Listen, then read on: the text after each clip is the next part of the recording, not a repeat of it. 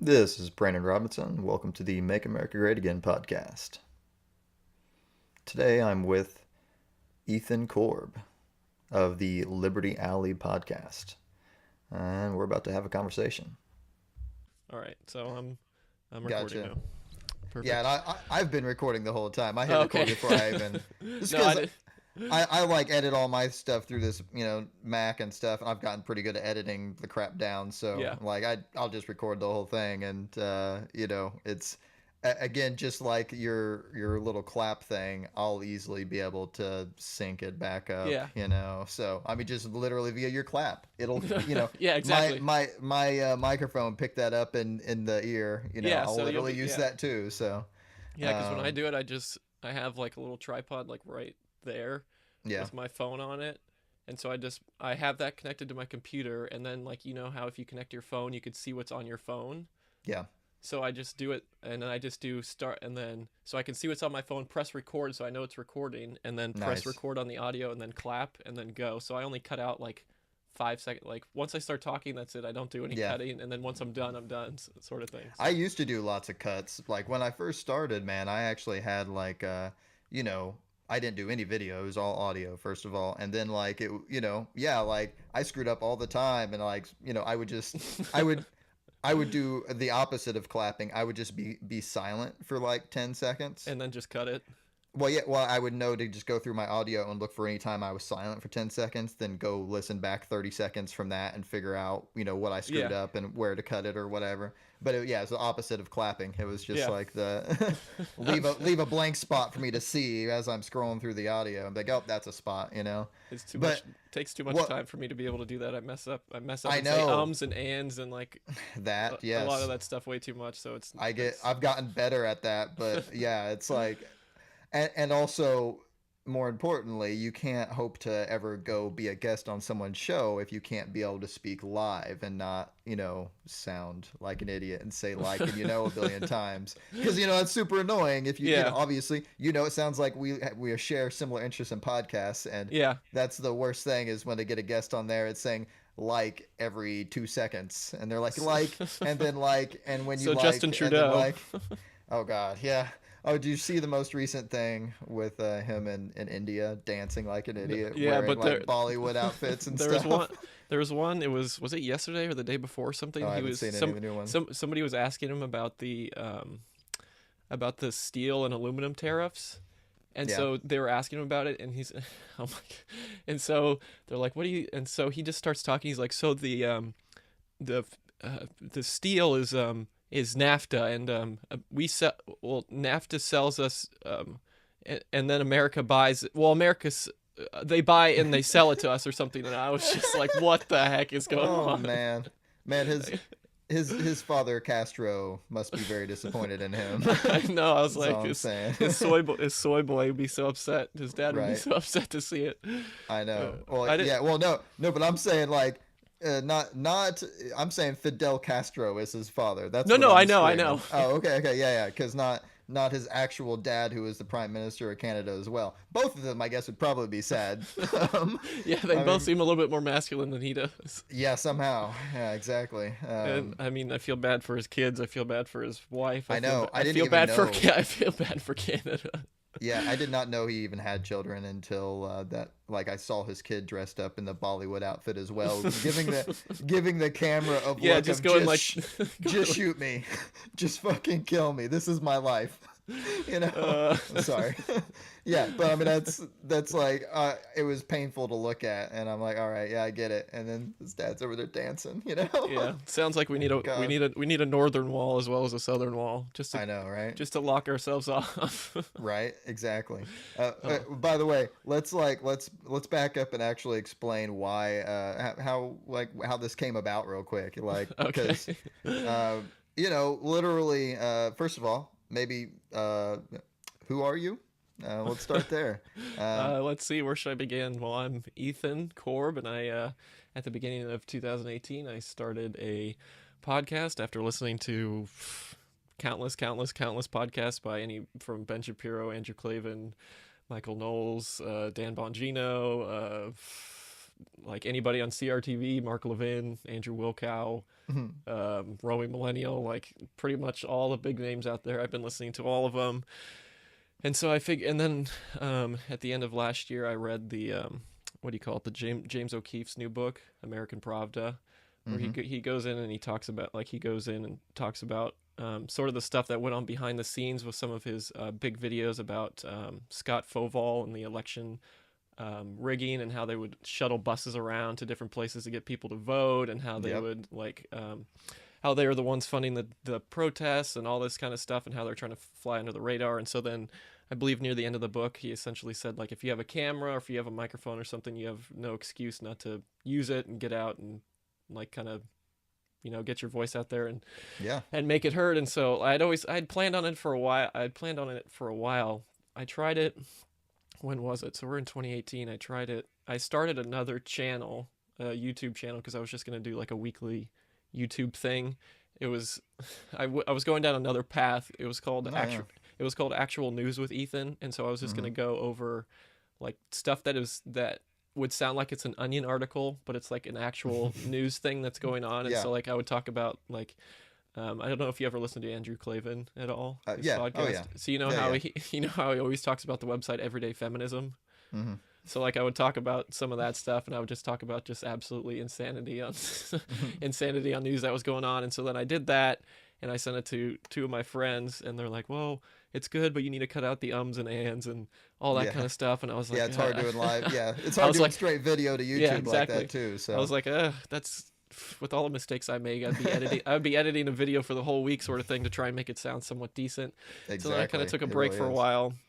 Kind of took a break. We took a couple family vacations and stuff, and then ended up reading that book. And I was like, well, 2018 might as well just kind of dive right into it. And so then we got back on January, because January 5th was the Monday. I believe that was the first day I started. So we got back on the Friday before, the second or third or something like that.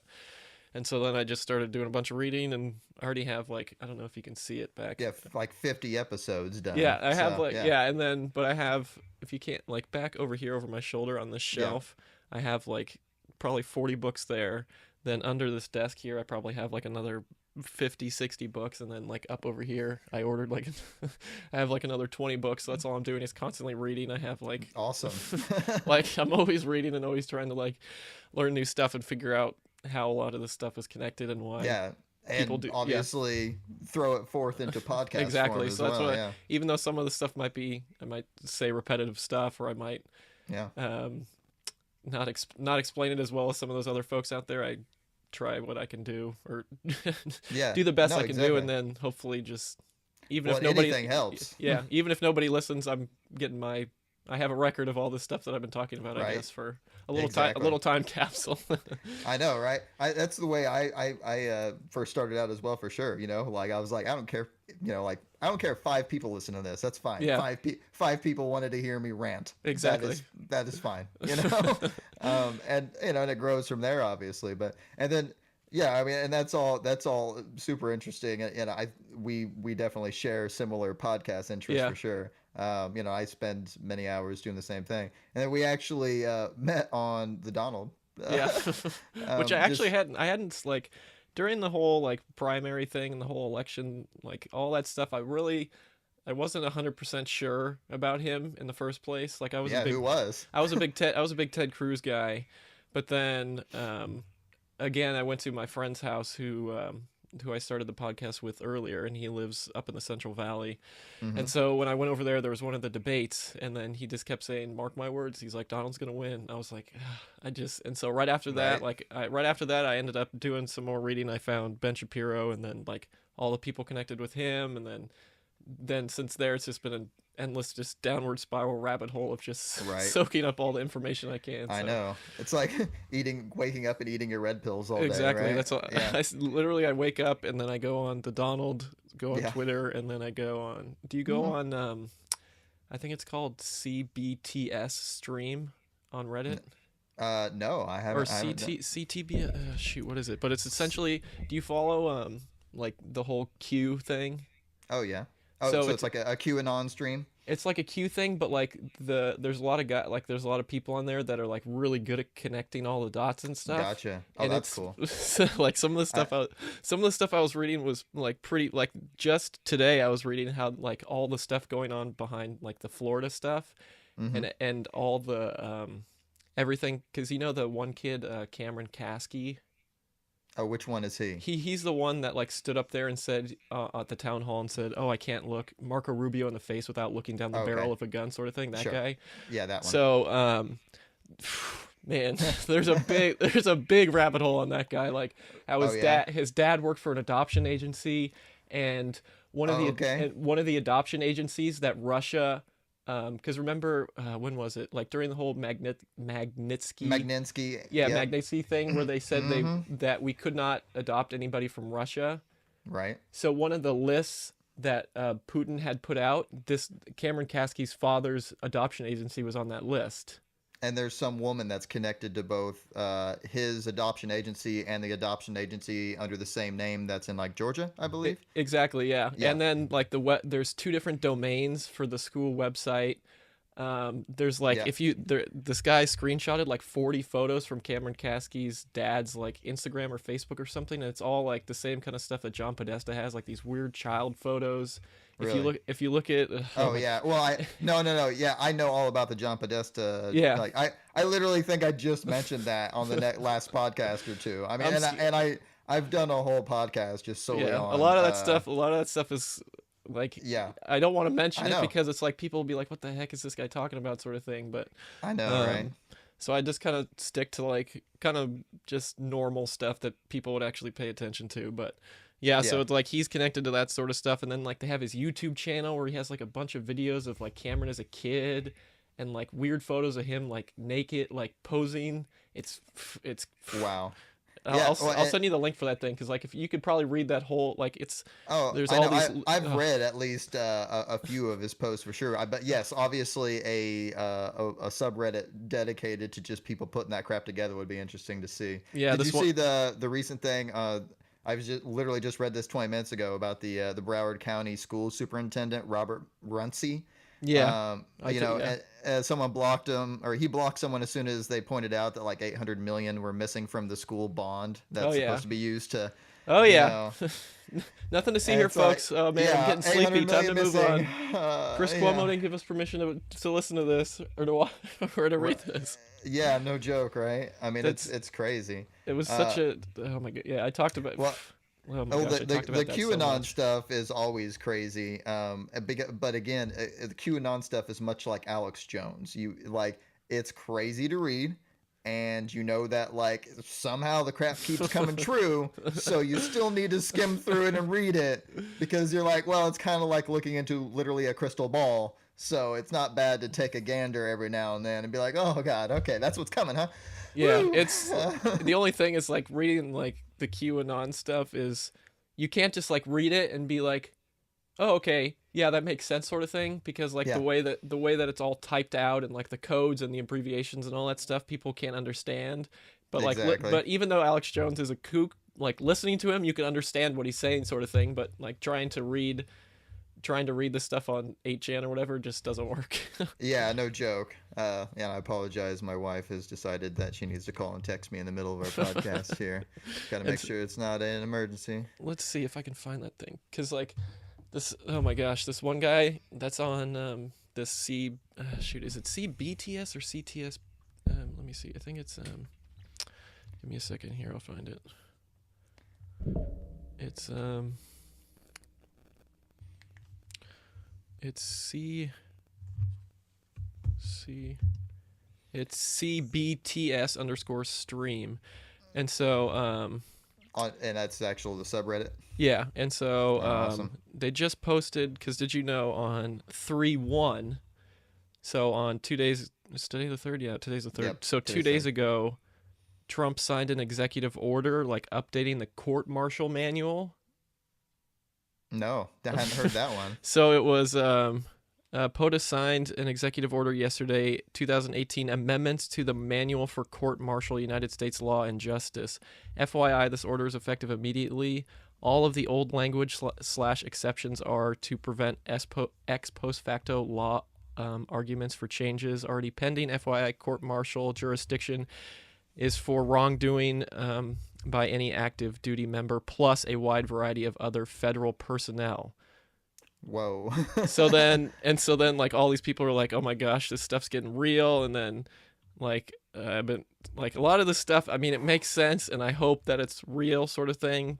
Yeah. Like all these people that are, even the media and stuff, because then I started messaging this one guy that has a bunch of good threads about Q and stuff. Like I was just like, what the heck is going on, sort of thing. And then we were talking about Jeff Sessions and how everybody's bashing Jeff Sessions and like all this sort of stuff. And then Well, yeah, Jeff Sessions has been a target. Like I'm in the rare camp that I still think Jeff Sessions might actually be on our team. no, okay, so that's what I was sort of trying to get to. So I mentioned, Yes. and so like if you remember, was it a few days ago where Trump tweeted out that thing saying, isn't Horowitz that Obama guy? And then he said, and like he always keeps talking about like Jeff Sessions, and then Jeff Sessions will reply with a press conference, sort of thing. And so remember how they said Yeah. that Jeff Sessions has like tried to resign 3 times, but Trump has said no. No. Yeah. So It's nobody like, nobody has seen any of these resignation letters. And so what they're trying to get at is that to take oh my gosh, this stuff is crazy. And so Yeah. that's why sometimes it's hard to believe, to take down like all the people that are involved in this thing. Trump has to distance himself from Sessions and has to distance himself from these people, so it seems like they're not working together, sort of thing. Yeah. So he has to keep slamming Sessions, and then he has to paint Horowitz. He has to paint Horowitz as an Obama guy, which he was. Obama appointed him. But it's actually perfect because you can't then say like, oh, he's a corrupt guy, unless Exactly. you want to say Obama appointed a corrupt guy. So Yeah, and then it's- and then I was reading about why essentially Horowitz has flipped and is now on team like take down the swamp. It's because there's, I don't, on Twitter, if you follow like Vachel Lindsay, Rising Serpent, Thomas Wicker, like all those guys that have the big threads about stuff. yeah. So I definitely follow Thomas at least. So this one guy was like, he was saying, he broke down this whole thread about how essentially Obama hired Horowitz, and then essentially, so then when Eric Holder was working for Obama, he essentially like nullified the inspector general position. And so then Horowitz was trying to fight back and was seeing all the bad stuff that was happening, but Obama wouldn't let him do his job, and Correct. and Holder wouldn't let him do his job, and so he got fed up, and so now he's working in the Trump administration and he wants to take down all these people. And so by Trump distancing himself from these people, by Trump distancing himself from Sessions and painting Horowitz as just an Obama crony kind of guy, then when they drop the hammer, it's going to be like, what the heck happened? Because like once he says like bashing Sessions and bashing Horowitz, then you get the mainstream media saying like, oh, we need to get rid of Sessions, and and then you get the media defending Horowitz. Right. And so then when Horowitz drops the hammer, you'll be like, Yeah. well, you guys were just defending him, so what the heck just happened? Exactly. Oh, I know. It's a perfect setup. I mean, either way, even if they try now to head it off at the pass and not, and say Horowitz is a bad guy, then they have to implicate that Obama Exactly. appointed they're all bad, connected. corrupt They're all guy. connected. So you don't get to, you have to pick. Yeah, either Obama's a bad guy or Horowitz is a bad guy. Those are your two options. Yeah, you exactly. know?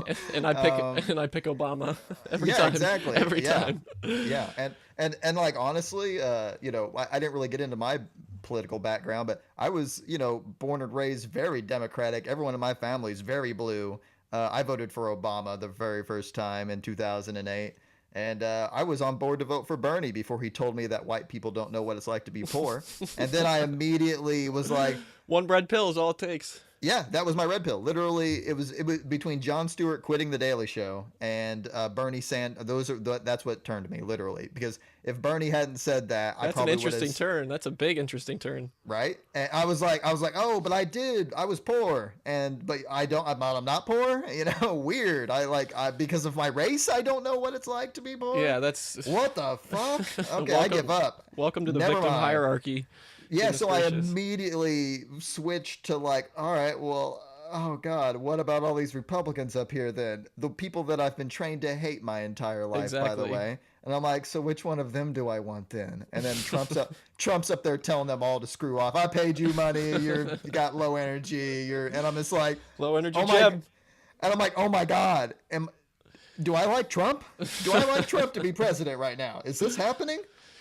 Because I think it's happening. I'm pretty sure that I literally went from Bernie Sanders, let's give everyone free college, to I want Donald Trump to be president. And I Yeah, was that's like, what it seems like. A lot of people, especially a lot of the people on the Donald, they're just a yeah. bunch of soy boy Bernie And bros, and then they took their male right, vitality and they they saw totally. and they saw I'm not reality. joking. The last 2 years of my life, literally, it was like complete transformation from fucking soy boy to red blooded American. Like this, what I'm wearing, this was not like for the podcast. This is just what I wear. Well, if you Like, see, let's see if you can see what I'm wearing here. yeah. Oh, yes. Perfect. Exactly. Yeah. Reagan. He's wearing, for audio listeners, he's wearing a Reagan Bush '84 shirt, and I got like a American flag hat and an American flag shirt on. Oh Right. yeah, I got a bunch And of like, stuff in my new yeah. the Trump American Dreamer hat. Yeah. That's being delivered today. Oh So yeah. I saw one of those. I didn't get one yet, but I did see one. I was uh, like, but yeah. I mean, I obviously have my MAGA hat upstairs too. But that's my point. Like, this is just me now, and like my yeah, whole family thinks I am crazy. Like like literally, if I were to go shoot up a school tomorrow, they'd be like, "Yep, well," yeah, I mean, totally makes sense. Yeah, we get it. that's how far I've dropped off of their whole. They don't even know what to say to me. Like, I mean, I'm sure they'd like to have some conversations about Seth Rich then.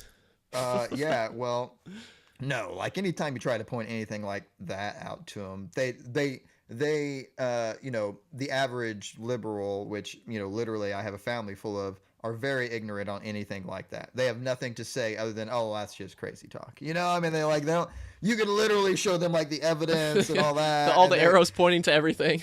they would be like, oh, well, yeah, I mean, that was just put together by some person though. And I'm like, yeah, that's what Put together by people that actually want to learn. did you know that that's what news is? Someone puts together some stuff and then tells others. That's like literally how this thing works. Yeah, that's news. It's not propaganda. Yeah, which does bring us to the whole thought of, the news media, like, and how crazy that is, that like literally we're the media now. I mean, Yeah, and just all like these you were people. saying, Yeah, your book, the American Pravada, that, or not your book, the one you were reading, basically saying, hey, we're it now. exactly. Go forth and speak, because it's us versus them, and they're losing terribly. Oh So yeah, because I I mean, think was it just yesterday? CNN is like their ratings are even lower than Hallmark Channel. yeah. Oh, So like I mean, they're just not even in the top 20. Like if in you were to take out like waiting rooms, oh airports, yeah, and stuff like exactly. that, they would literally have, like, I think 100,000 people total Yeah, in the country that actually turn them on, that aren't being forced to. Is yeah, my point. and like And half of those people that are watching it are people that are well, like people on Fox News or people like us that are just getting yeah, clips in order to like humiliate correct. them and Hate stuff like that. watching. Yeah, We're exactly, hate watching. We're not exactly. even, which they don't care. As long as we're watching, they could care less whether it's hate watching, love watching. As long as your eyes, that's what sells to the ads. And that was a whole crazy thing too, that like I didn't never even considered until like this last 2 years. Like literally the media's whole, like a news network, for instance, they have to sell ads. They have to shut up and not talk about certain things so that people will continue to advertise crap on their channels. I mean, isn't that like completely defeat the purpose of being a news channel? Not being able to broach some subjects because you don't want to lose money? Well, yeah, I mean, but I feel like it only like with everything it only works one way. So like the CNN and all those people can talk about whatever they want, but then sure. that whole thing with Hannity when he was he like When he went made on about Seth Rich. well not well that, but then recently like a few months ago with the whole Keurig thing and like wow, shoot, Mm-hmm. what did he say? He misspoke about like one little thing, and then like Fox was They getting freaked out. yeah, Fox Yeah. was getting hammered by Media Matters and like Mm-hmm. David Brock and that whole stuff, and they're all like pulling their advertisement. So I mean, it only works. It only works Yeah. one way. You're not going to see David Brock. You're not going to see Correct the Record. You're not going to see like all this stuff like fact check David, everything that Anderson Cooper says and like right. it's. Do you think David Brock's still alive? Jeez, I haven't even thought about it. You know he had To the be heart honest. attack, right? I did not know that. All I knew is So that he was like Ali Fontes's boyfriend or whatever. Which sure, and the guy that ran Media Matters, okay. okay, yeah, yeah, yeah. But I mean that's Brock. Well, he had a heart attack like 6 months ago, Definitely did not know that. and he's made no public appearances, talks, not got on his Twitter, not shit, nothing. And they tried to say that, oh, he's fine, he's just recovering. No, I think that dude's a vegetable or dead. Seriously. Either he's dead or he's just like pulling a bunch of strings behind the scenes, which is No, because that's my point. Like, he's got to be seen to go pull those strings. So eh. he's got to communicate somehow to his people to pull those strings. Well, And like, he's not just playing as a George Soros and just kind of being not even George. a puppet master from afar sort of thing. Maybe, but even Soros has his son Alex that goes around and Oh, hands people the checks and hanging out with Chuck Schumer. Oh, I saw a picture the other day. It was Alex. It was a collage. It was Alex hanging out with literally like every politician you can think of. Exactly. That's currently in the news. Like at some hanging point, out with all their burner phones. It's absolutely ridiculous. Yeah, exactly. Never ends, man. They're all connected. Follow the money. They're all connected. It's Yeah. Oh, I know. That's the one thing I've tried to. We were talking before the show about enjoying Dan Bongino. oof. And back before he got huge, yeah, I mean, like now, as of the last 2 months. Well, yeah. Jesus, Once he started like, breaking the uranium one stuff and all the yeah. FISA scandal, I listened to he him went when nuclear. he still read emails. Like he still like you could send Dan an email and he would respond back to you like 3 months ago. Well, yeah, that's over with now. He gets like 1 billion emails a day, so it's not like he can even try to go through them. But I mean, like that's what I've emailed him a couple times since he's done this whole story. 'Cause I literally did like the Russia thing, like the whole like put it all together the week before he started his fucking week-long. Yeah, we're like his segment on it. hour-long shows about And all I of kept it. wanting to. I kept like giving him like, no man, you got to include this, and that's the one thing that's bugged me is, I mean, and granted, I understand he's trying to be very legitimate and not. Yeah, be he able doesn't. to, Yeah, he wants to be. Yeah, I get it, accurate. but you got to at least say the word Soros at some point, man. I mean, like he's definitely like there was at least definite evidence that he has given money to some of these people for any activity that they want to do. If you don't want to go into the motives, you can at least just say that this money has been transferred at least. Just mention the name. Just Just mention the name. Yeah, I know it kills me. When was it? Was it last year where where Soros like liquidated like $18 billion to like something, and so who knows where in the heck that money is going? Well, yeah, he took the money out of he sold his stocks in what was it? The metal detector thing that he had, I believe. I think that was it. If not, it was something similar. If not, I'm thinking of some other billionaire that did that. Some other corrupt billionaire. I do sometimes get him and Sheldon Adelson confused. So in their activities, because Sheldon Adelson's kind of like I mean, he likes to say, people like to think that he's like the Republican George Soros or something, but he doesn't care. He gives money to whoever like is gonna, keep making sure he makes money in his casinos pretty much. Yeah, exactly. So. That's kind of what Dan Bongino was saying. You play both sides, and then exactly. depending on who wins, then you just keep playing that side sort of thing because you don't want you want to be a part of it and you don't want to lose out. Yeah, I know. Well, just like Russia, which I mean, and granted, like obviously, I don't at all think Russia had anything to do with Trump actually winning. I think that was purely like Hillary should have actually campaigned. Trump, I'm not saying what kind of pills Trump was on, but let's just say that male vitality. Let's just say he takes the average Ritalin that everyone else on the planet takes occasionally. Yeah. He did like 3 rallies a fucking day for an hour and a half each sort of thing. Yeah, for literally like 3 rallies a day for like 6 months straight or something. I mean, it was crazy the amount of babies he kissed and hands he shook. That's all I'm saying. So and that was because that's what he needed to do. People knew who he was, but people only knew him as like the dude that shot fired on The Apprentice. Yeah, exactly. And so that wasn't necessarily worthy of a vote. And now, granted, that still would have got my vote because he wasn't Hillary Clinton. Because it was like That's like saying, would you like literally the devil to be president, or just some like dude that may not be that great? And I'm like, oh yeah, I'll pick anyone but the devil, please. Yeah, it's a binary choice. Yeah, because even when I was a complete like Democrat and crap, like I even then I knew Hillary Clinton was all bad. Like I had no Oh, like I can't. I was not at all like a fan of Hillary Clinton. In fact, I was very not a fan. Would yell at my family for even suggesting she should have been president instead of Obama and stuff. Like I'm like, and granted, Obama ran on like we're gonna be transparent, we're gonna make weed LOL. legal, we're gonna shut down Gitmo, like a bunch of stuff that like I was really into in 2012. Sounds great, man, or 2008 rather. And Yeah. it's like, sounds great, man. And also, I was actually for Ron Paul, but obviously that didn't work out. Oh, yeah, So I got a couple of his books right here, so those might be next on yeah, my Ron list. Paul, Yeah. yeah, yeah. Oh, dude, yeah, Ron Paul. I mean, he was the one that actually got me into politics, and like the whole like the crazy thing was he had more donors than Yeah. anyone else in the Republican Party, and the news media just like they'd be like, yeah, and first we have this guy, second we have this guy, and then fourth we have that guy. I'm like, wait, what about third? Oh yeah, that was Ron Paul. Yeah. Wait. That was Are we Ron allowed to Paul. talk about this guy, or Yeah, is this a yeah, legit guy, or when he got on that debate stage and told, and was like, to they're audit like, the so Fed, what? baby?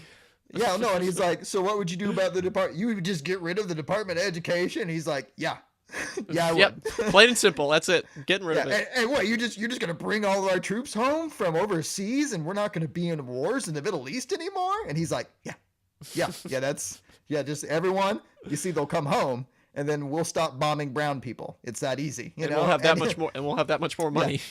Yeah, to fix us stuff here, which we'll need because we're gonna get rid of the Fed, and it's gonna be kind of crazy for a little bit. And, yeah, and like that was my first intro into like, oh crap, some people like say whatever they want and don't play the politics game, and that's what I enjoyed the most about Trump Yeah. when he ran.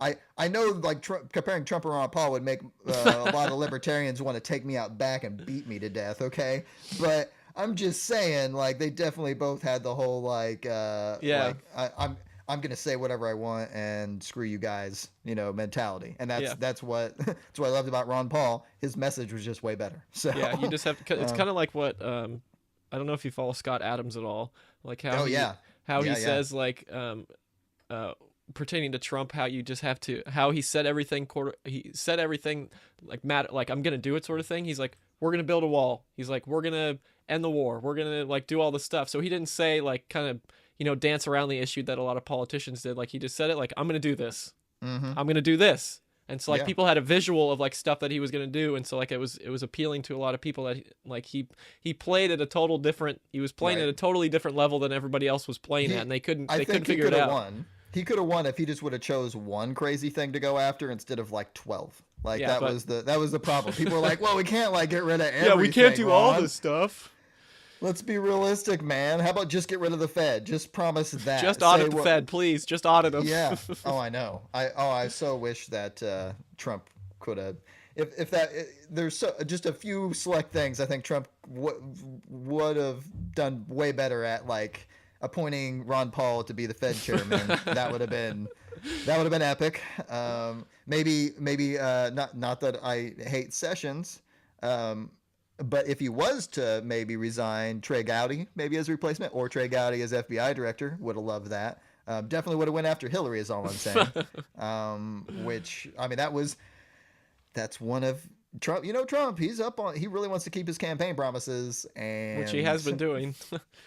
Hillary's still walking free, is all I'm saying. And I'm just saying what I've been reading is like, so the first, what was it, the first couple months or something, there was so many, like the first couple months of his presidency, there was so many leaks and so much stuff going on that Sessions and Horowitz couldn't really get a foothold on anything, and really couldn't start diving into like everything that was going on during the Obama administration. So they had that's because there were still Obama people in place. Exactly. So they still they couldn't. I mean, they still had those 3 months, that 3 or 4 months that they kind of had to take, had to get rid of, and so to move power to Trump. But then they're only going to get one chance to kind of strike. And I believe once the Inspector General report comes out, and then I think heads are going to start to roll, and I believe a lot of the stuff. I can hear the argument on the other side that Hmm. Sessions just is a little Keebler elf and he really isn't doing anything. And but then I believe on the other end, like if you read, I don't know if you've read The Art of War, which kind of connects to a lot of this stuff. Like Yeah. you have to like pull your enemy out, you have to weaken them, you have to make them think that you're weak, which is exactly what Trump is doing now. Like if Hmm. you watch Yeah. the Exactly. if you watch the mainstream media for the last week or something, the White House is like, they like to paint it that the White House has been in chaos. Trump Yeah. is tweeting about Alec Baldwin, Hope Hicks is out, Hmm. McMaster is gone, Trump wants to get rid of the Second Amendment, all this stuff. And so with all this Hmm. chaos going on, we've got these little people in the background that are Yeah. that Just are slowly chipping that are away. slowly chipping away. And then Yep. there's something like, so they've been like, because what is there's like over like 1,500 sealed indictments or something like that, and Yeah. all twelve this kind of, hundred, but or yeah, maybe up to 1,500 now. I don't and know. all this stuff. So they've been working, trust me, they've been working. And so that's why Trump has to do the things he does in order to kind of keep the pressure off those that are like in the background. And so Hmm. that's why a lot of people are saying that Hope Hicks resigned, is because she, with the whole thing with Rob Porter, and then kind of getting brought into the spotlight, because until then nobody really knew who she was. And so Yeah. Trump Well. couldn't Yeah. have her in the spotlight because she was better working kind of in the shadow, not in the shadows, but you know Right. what I'm saying, I working know. with no It's like spotlight on her. So that the media just wherever they shine that spotlight, Trump's like, "Hey, listen, you didn't do anything wrong, but you got to go because yeah, we got to keep focus. we've got a job to We do, got to sort keep of thing. moving." Yeah. Oh, I know, and I completely agree with pretty much everything you've just said. I mean, that's like, Sessions is literally. I mean, he was one of the few people I was excited that Trump, appointed for sure, Yeah, just because of his stance on both immigration and big corporations. yeah, More and just like Scott Pruitt with the EPA, that was yeah, awesome yeah. That because was a it good was one. like, yeah, and everyone else was like, oh my god, they're letting The us Earth is like dump, gone. The Earth is yeah, destroyed. Oh my you're gosh. companies can now dump nuclear waste in the streams, Into our and it's like, backyard. They're turning the frogs gay. yeah, and it's like, no, no, no. Okay, no, just the EPA can no longer come on a farmer's property and tell him that his pond is like dirty and he's not allowed to feed his cows out of it or Yeah, something exactly. You anymore. can't have, Like, yeah. I mean, because that was the problem. The EPA got to be the governing body of any body of water all the way up into literally a mud puddle in your backyard. Exactly, yeah. And if you did anything wrong, then they could like take your whole farm. And I mean, it's just like, I'm not encouraging farmers to screw up Well, and no, dump yeah. chemicals or whatever. But I just don't think they do. That's the point. Like that's my point. Like you don't have any kind of like non-giant corporations purposely trying to poison the earth. Yeah, Most people exactly. are Yeah, pretty exactly. pretty But then to like, have it, yeah. hey. And then to have it like all these people were not elected, sort of thing. So they're Yeah. just like these people that whoever, I guess Obama, I did who appointed the last, I'm sure it was Obama that appointed the last guy. And so then it's just kind of like, I pick you to do this. And so essentially Mm-hmm. we're going to go Yeah. green and just punish all these people that are doing like, Yeah, unelected officials yeah, getting to exactly. create their own laws. Exactly. That's That literally that what aren't the EPA that aren't is. accountable to So anyone really. So yeah, well, and that's the same way with the Department of Education as well, which thankfully, get rid of them. um, Get rid of them.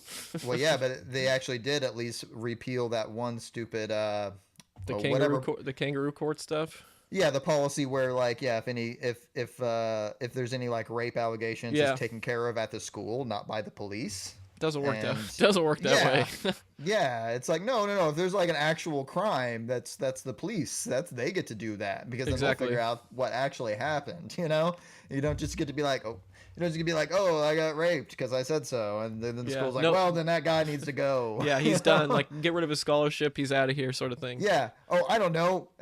Like, does that stop him from raping others? No, but at least he won't rape you again Yeah. here. At least at he's the not on this school. camp. At least he's not on He'll- this campus. Yeah, he'll have to like catch you off campus to rape you. Okay, so as Exactly. long as you just stay on campus, you'll be safe. Oh my Problem God. solved. Who cares if there's rapists out there as long as there's not any here? Yeah, it was like the same whole thing, kind of like what happened at like in Florida with like the whole promise program and all that stuff. Like Yeah. in order for these schools to keep getting funding and to keep getting more funding, then they had to reduce their like Crime stats. yeah, the crime and arrest rates. So guess what happens if you want lower crime stats? You just stop reporting crimes. It's as simple as Yeah. that. But then guess what happens? Like you get crime rampant. You get people like the shooter. You get all this kind of stuff that happens, and Mm-hmm. then it's our fault. And then it's our fault because you guys failed miserably in all these policies that you're shoving down our throats. Do the exact opposite of what they're supposed to do. Exactly. Did you see that? I mean, this. I'm not sure if this was like 100% sure, but I believe that they had the cameras like on a loop The at the camera, yeah, school they're on like a for like they're on a yeah 30-minute 30-minute delay loop. or something. Yeah, so that like when the cops were looking at the security cameras, they thought that the kid was still in the school. When Yeah, in but he was already reality, at he had McDonald's or left. something. Yeah, he was buying no Subway. He was at a Subway in a Walmart buying a freaking drink.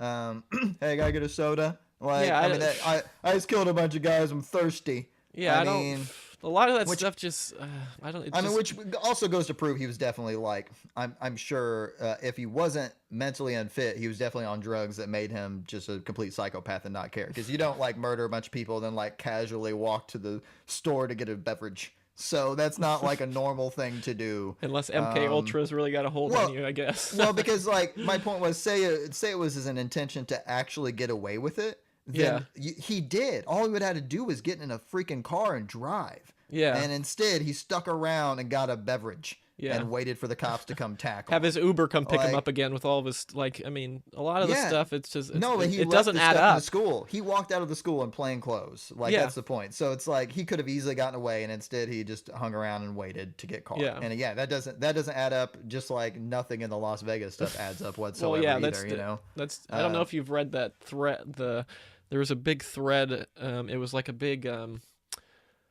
like picture thread. It's been around on Reddit, especially like a week or so after the shooting.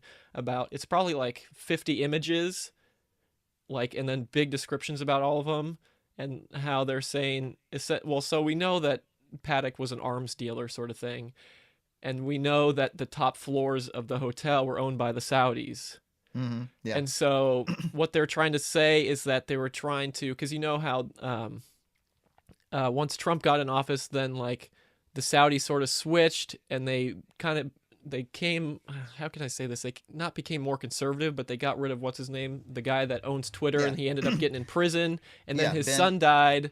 The but dopey then- prince, Ben Talib. Yeah, the Yes. dopey prince, and so then Yeah, I did a podcast about it. yeah, I know all about so, that, man.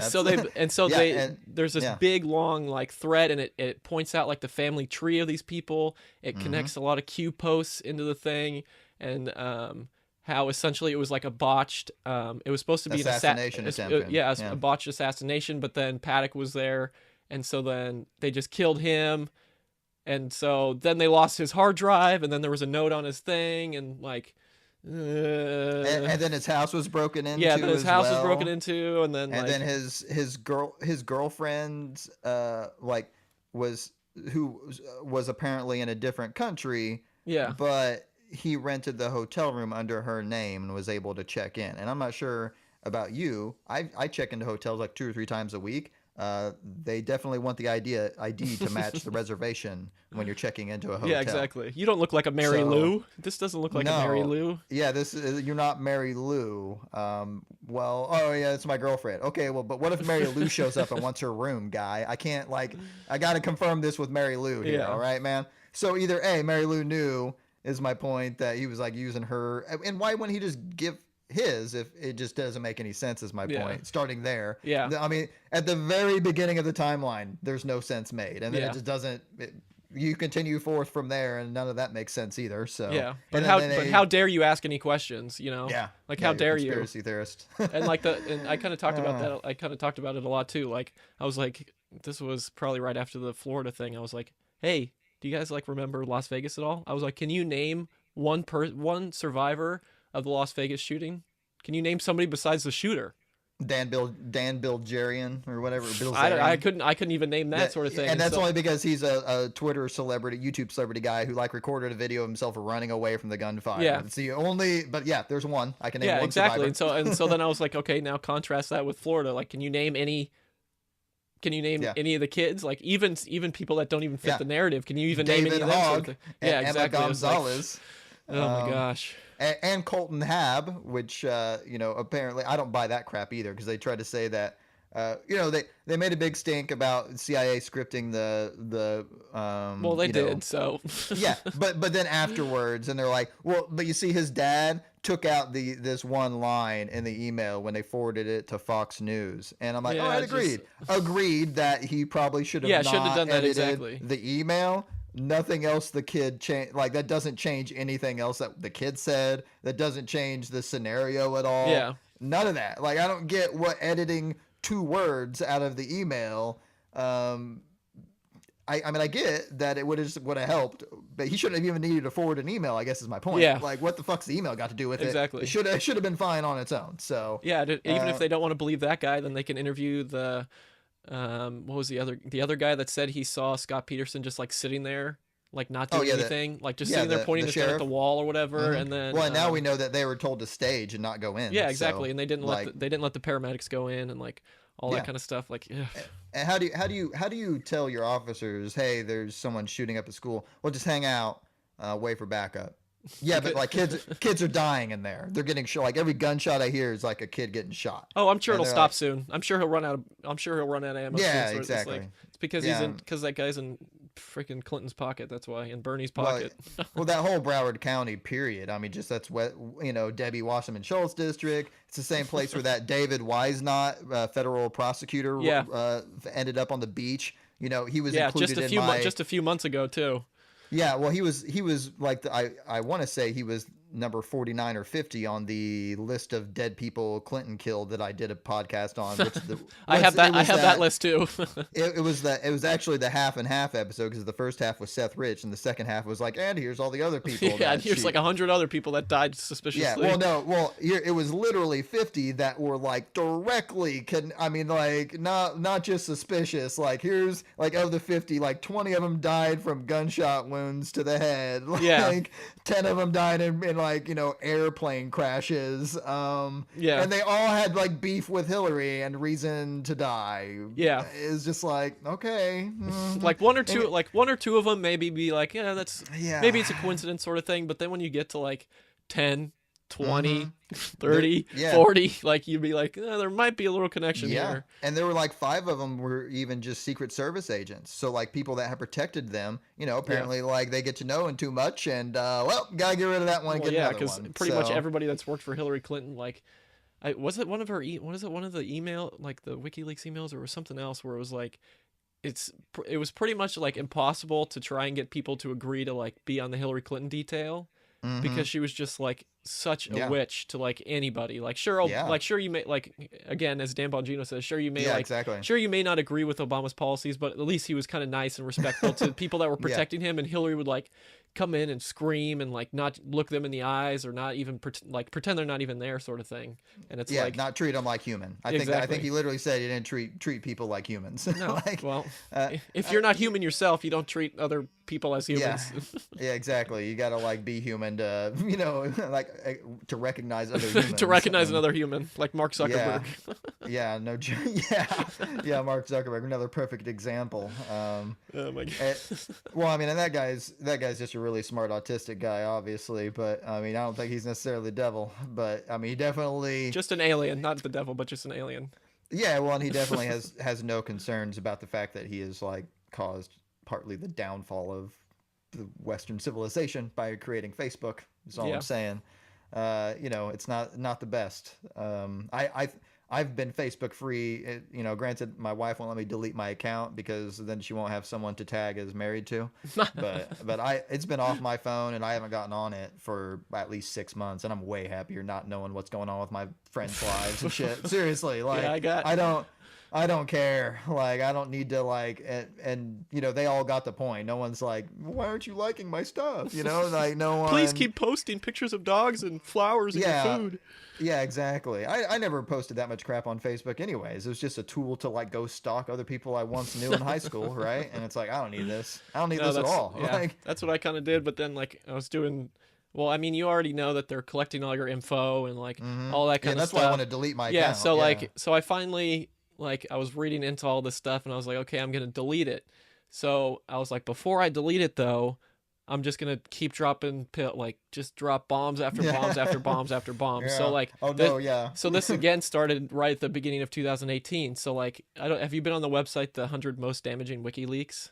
Mm-mm. So like But I mean I've read like pretty but much like all of them, if so you read if you just it's called 100 most damaging WikiLeaks.com or .org or something. So they just I'm sure I would recognize so all they 100 just of them. Is list my point. 1 through 100, list all the links, and then they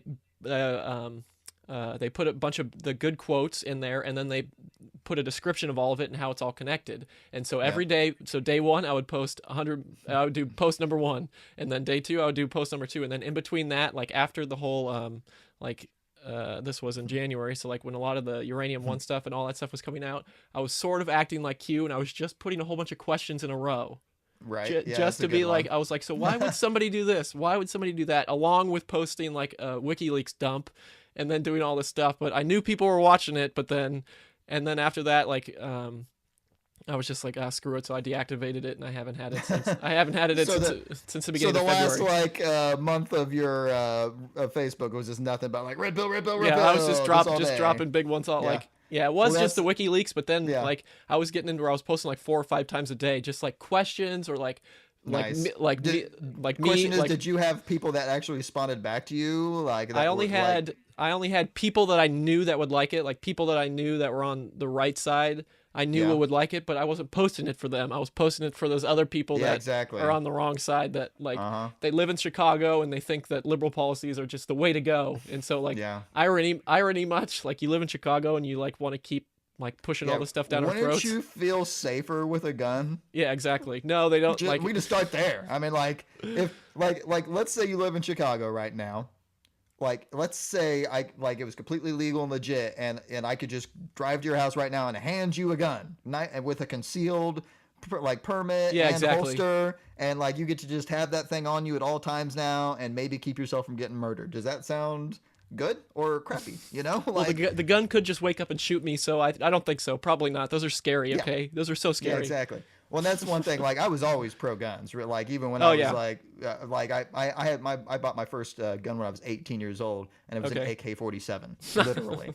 And I'm not joking. Like and I modified it. I put a foldable stock on it. You know, it was the type that folded over, not under. Yeah, I yeah, put yeah. a scope on it. Had a grip on it. You know, had a 50 round drum and three like 30 round clips for it. You know, and there was like a place out in the country because I lived in a small like town in Indiana growing up, Yeah. and there was a place called Hole in the Wall where it was just like a shooting range, and some Yeah. farmers, hey, you take anything out there and just shoot it to Yeah, death, and it exactly. was fine, and no one called the cops on you or anything.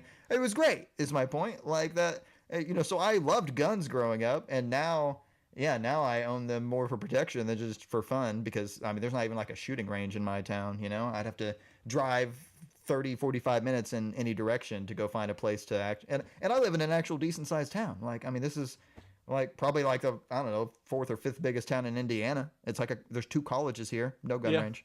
You Yeah. know, So there's a couple gun stores, no gun range though. well, So I'm lucky enough to live in California, so we know how nice and lenient yeah, the gun laws are here. But yeah, yeah, exactly we're right. Which you know, honestly, I'm not super aware of California gun laws. I'm like, are you even allowed to own yeah. pistol? When was You, it? When I don't know, but like a few Christmases ago, Dad got the bright idea just to buy everybody a shotgun. So like on nice, Christmas yeah, morning, because on those are Chris all legal, right? yeah, on Christmas morning. So me, my dad, my brother, we all got 12 gauges, and then Nice. my mom got a 20 gauge. And so we were just gonna, shoot clays and stuff, which is what we did. But then he kind of got that bug in his system. So now Mm-hmm. we have like 3 like big safes. He's got a safe under his Wow. bed. Like Yeah. we're loaded to the brim. And then when was it? Oh, so it was after I think it was after or not the Orlando the Las Vegas one where the one of a liberal relative that lives in Chicago was posting like posted on Instagram like common sense now or Right. something totally stupid Yeah. like that. And so then I'm sure Then she your dad takes a picture of his guns. And it's safe. no, Yeah. and so then I'm sure she already knew like kind of where I stood. And so then I simply just said, I was just like I was trying to be like total middle down the road. I was like, okay, that's interesting. Like, what do you think about handguns? And then she says, I think it's okay if you own a handgun, like as long as you're trained or what, like, as long as you know how to use it, sort of thing. She was totally fine with handguns, but then Yeah. I'm sure she doesn't know about all the murders that are committed in Chicago by handguns.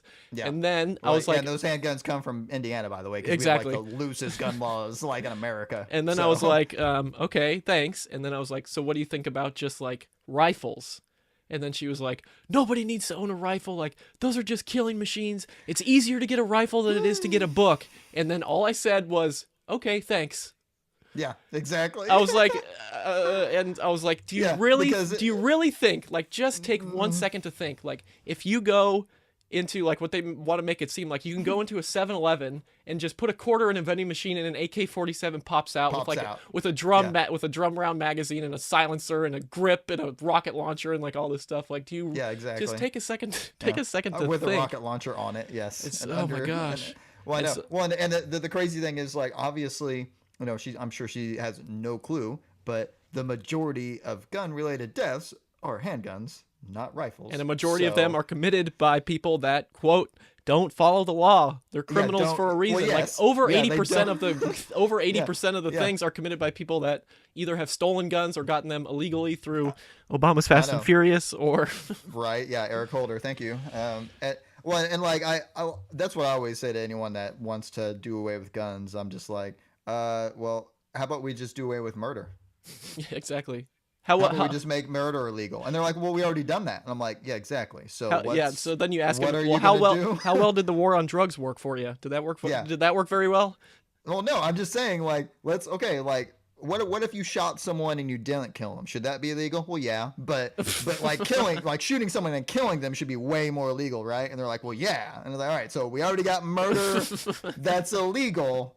So what gun laws are you trying? Well, we should make it harder to get guns. Trust me, it's hard. You gotta in California, trust me, it's pretty dang hard. It's pretty dang hard. yeah. I mean, if you're a perfectly legal citizen, you gotta submit to a background check. You gotta wait sometimes up to 30 days to get it. At minimum, you gotta wait like 3 days. Like even in the most loosest states, like you still have to do a federal background check, and that checks to see if you are in any way a felon or have any kind of battery charges. I mean, like just. And you have to like wait at least 3 days if it doesn't come back instantly. Yeah, and So, that's if like all the stuff has been reported to the background check sort of thing, which the whole thing with the guy in Texas, like all that stuff wasn't reported. And then Right. like if you read the stuff that's on the background checks already, the kid from Florida shouldn't have been You're talking about the church shooting in, the in church Texas, shooting, right? so Yes. that guy shouldn't have been able to. Sutherland Springs Yeah, or so that guy whatever. was like beating his wife, and I just read something like a few days ago that he used to waterboard his wife or something like that. Yeah, he was terrible to her. Yeah, then, and so yeah, like, and then she pretty much was like, "I'm done with you," and that's when he decided to go shoot her at her church along with everyone she knew. So, and then the guy that took him out was a dude that woke up, a block woke away. up and shot him. No, well, he woke up, heard gunshots going on, grabbed his AR-15, barefoot, ran down to the church, didn't even have time to put shoes on, and yeah, ended up taking the guy out. Like shot him once before he got in the car and started driving, and then he chased him down, I think, and shot him a second time just to. Because he's like, you ain't shooting no more people, that's for sure. And that dude was an NRA instructor. Like that's. But again, it's our fault. It's our fault. Yes. It's not their. It's and not the his only fault. person to interview him was Steven Crowder. Exactly, No yeah. news, no CNN, no Fox, even no one. Yeah. They're like, oh, it was an NRA instructor that took out a bad guy. No, that doesn't fit our narrative. at all. Riddle me that. Riddle me that. Moving on. Anyways, yeah, because that story was in the news for all of a day. That was it. Oh yeah. Yeah, Like, that you're was lucky. it. You're lucky if you get 3 or 4 days out of it. But Yeah, you're lucky if you got 1 day out of that, just because they're like, oh, who died? A bunch of people in a church. Were they black? No. All right. Was the shooter White? like a white supremacist? Oh, kind of, but not really. Who took him out? Another random white dude with a gun that knows how to use it. Not gonna work for us. I guess Sorry. we're gonna have to we're gonna focus on Russia today. No more shooting, just Russia today. Yeah, back to Russia. Anyways, back to Russia. Oh my gosh. Yeah. I know, that's how it is, man. They don't if it's at all like a gun related thing, if it doesn't fit their narrative, they completely ignore it. There's been multiple of them in the last like 6 months that have went down, and they weren't nearly as bad as that one, the church shooting. I think that's the most deadly one like Yeah, this because year. that So was what 25 or something like that. yeah, exactly. Whereas the Vegas shooting obviously was more than that, but that was a completely different scenario. Yeah. Which again, getting back to that though, that I mean, by the way, I love that we've like steamrolled through Read all the like same stuff. no, well, not only that, but we've somehow, I mean, we've somehow managed to steamroll through at least like 10 or 15 topics here, where we both just give a quick 20 seconds on it, and they're like, yeah, yeah. I mean, it works great though. So, Yeah. but yeah, no, the Las Vegas thing. Getting back to that for just a second, because you were talking about the Saudi Arabian, princes and stuff that own the floors above it, right? Yeah. And yeah, and that's completely true. And then they have the one video of someone, a Saudi dude getting escorted Yeah, out like of the through the lobby hotel. through the lobby or whatever. Correct, Yeah. with like a bunch of like non police, it was like a bunch Yeah. of private security dudes with assault rifles. Yeah, and I, all the Saudi guys weren't yeah. wearing like all their stuff. They were just wearing like normal, like Yeah, pants and shorts exactly. and all They that were kind of just stuff. rolling So out of there in a hurry. nothing to see here, folks. Chris Cuomo said we couldn't look at it, so we can't look Correct. at it. And then the craziest thing is that Jesus Campos guy. I mean, what in the world? Okay, Yeah, so first of all, he's the only dude that could actually like tell us what actually went down that is like still alive and there. Okay, and instead they put him on like first he was going to. Well, first of all, let's start with the fact that he got shot and he immediately went to Mexico for like 3 days with like a cast on and a bullet in his leg. Yeah, and then came back. Okay, and then but then came back and was going to do some interviews, right? But then canceled and them all. Yeah. Yeah, he was scheduled literally to be on Hannity. He was in the green room at Fox News. Oh, I didn't even know that. I just figured like he just canceled. He was in the green room at Fox News, and when they came like 10 minutes before the show starts, and then he just disappeared. He fucking left. He fled the scene. He ran away. And ran straight to Ellen's show, No, but that's the problem. He disappeared for like a week and a half, and then it was like Ellen, who owns part of MGM, and yeah. Well, yeah, exactly. She owns a piece of MGM and stuff, so she's a whatever, An insider, I guess, a black hat. Well, yeah, I mean, someone that they could definitely say, hey, listen, we need someone to just like ask him like these 5 questions that he's going to give very yes and no answers to, Yeah. so that we could say he got interviewed, and thanks. And Yeah. she went, all right. And, I mean, I'm not saying that Ellen's even a bad person necessarily, or that she wanted to just do a real crap interview of the only witness of the, I mean, but she did, is the point. And then he hasn't been heard from since. Now, I mean, is it crazy to think that maybe they went, because this is what normally happens when something like that. He was going to make a bunch of money going around and doing interviews. All right. Yeah. He was probably going to make easily 50, 100 grand going around to the different interview spots, dropping his knowledge of what happened, raising maybe some theories of, Yeah, exactly. and so the casino, I'm sure, went, hey, buddy, here's like $10 million. We're going to need you to go ahead and never speak another word of this to anyone ever. Just zip it, please. We're going to need you to go on wherever we say once and just say exactly what we want. And here's all this cash. And he went, cool. And he got in a car and drove that shit to Mexico. And then he dropped came it back. off. Yeah, seriously. I think that's how that went down. Because I think he figured like, well, worst case scenario, I'm going to take this down there to my family and give it to them. And then if I come back and do some interviews, because you see that, I think that happened before he bitched out on Hannity. I think he did that. He took the money to his family. Then he came back and he was going to drop some red pills and be like, no, dude, I saw 3 Saudi Arabian dudes walk out of that room. Yeah, exactly. Full outfits and everything. And they looked at me and did this number and kept walking. And I went, all right. Yeah, I mean, again, because and you're not even. That's all you have to say. That's all you'd have to say is say like anyone else was there other than Stephen Paddock. Doesn't matter what he says. Yeah. Anything. Then the entire country is now like literally burning down FBI buildings. Okay. Yeah. I mean, because that means that the FBI straight lied to our faces over and over. I'm sure they're involved somehow, just like they are with everything. It seems like. Well, yeah, they're like you were saying though. He's probably an arms dealer for the FBI, setting up a sting operation of some type to catch maybe, terrorists buying guns through Mexican people, or who knows? Who knows what he was into? We don't, obviously, but we just know that it was pretty weird that he had a bunch of guns in a room And somehow got them ready all there. Somehow. ready to go, and not only that, like with a bunch of with well supposedly with a bunch of ammo. Now you see that's where I'm not so sure, because bringing a bunch of guns, that makes sense for selling some guns. Okay, Yeah. bringing a bunch of ammo with your guns, that doesn't make sense for selling guns. Yeah. Okay, bringing a little bit of ammo so that the people could go test it out in the desert after they buy them, that makes sense. You're not going to like have 1,000 rounds of ammo, but you can have a box of 100 so they can Yeah. go make sure the gun works or Yeah, whatever. exactly. Um, but the point is, like, he only fired so many rounds Yeah. into that crowd. So, or whoever did, is my point. Yeah, which Only a few hundred rounds were fired, Yeah. is I guess my point. Like, that was not, and it was spread out over, because who knows, maybe he sucks at shooting. Maybe the smoke was getting in his eyes and he had to rub his eyes. Maybe his gun was jamming, because if you've ever used a bump stock or tried to do anything like a bump stock, yeah, even jams. just like I mean, that's the whole point. That's why you don't use a bump stock, because it treats your gun like shit and it jams your gun up and stuff. Okay, like that's why no serious shooters have bump stocks anyways. Like it's not like a, it's a fun thing to have and do like once to say you had it, and then you're never going to use it again because it tears your gun up and it's waste ammo and like, but anyways. I just the whole scenario of him supposedly shooting into the crowd and all that, I just don't, it's hard for me to buy. I think he could have, if that was his plan, he could have done a way better job and killed way more people and used way more. I mean, what are your thoughts? You think it was an actual thing, or do you think it was just a like the whole thing is like, so he again, there's another thing I just saw recently where, do you know who Laura Loomer is?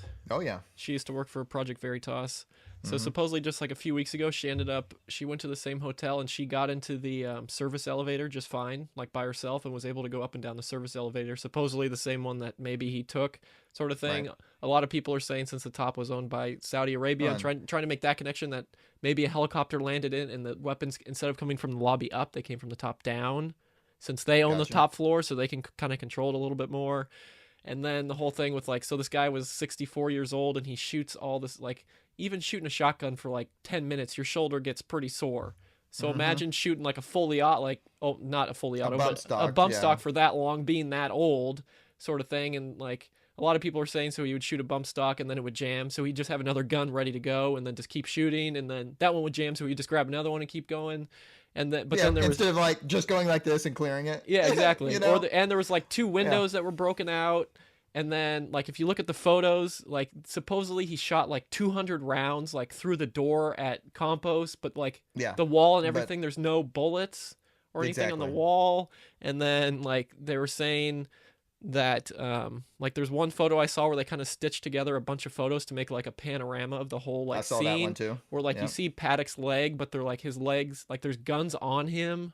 Like, the way that the guns were set, they look like they're kind of placed there because his feet were, like, under them, if that, like, like where the bipods were, like his feet were under the bipods. Yeah, I saw that too. Yeah, and then, so like, you would have had to fall over it, literally. Yeah, and then I just read, I don't know if you read the what is it, I don't know if it was a coroner's report or something, where they said like he had, they just released it because Las Vegas Television like sued him, so like a news station sued him to make him release it. A judge had to order them to release it. They like refused he had to even after.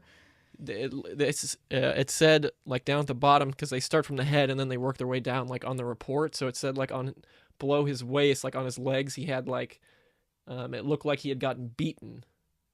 So like there was bruises and stuff that looked like he got hit with like a bar, like a crowbar, like, just some sort of object on his legs.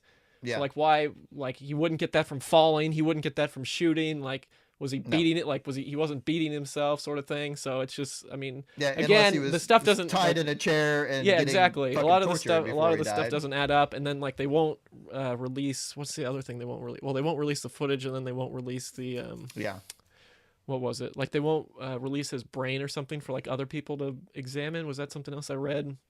And then like what was it, last month, where they arrested somebody that like supposedly.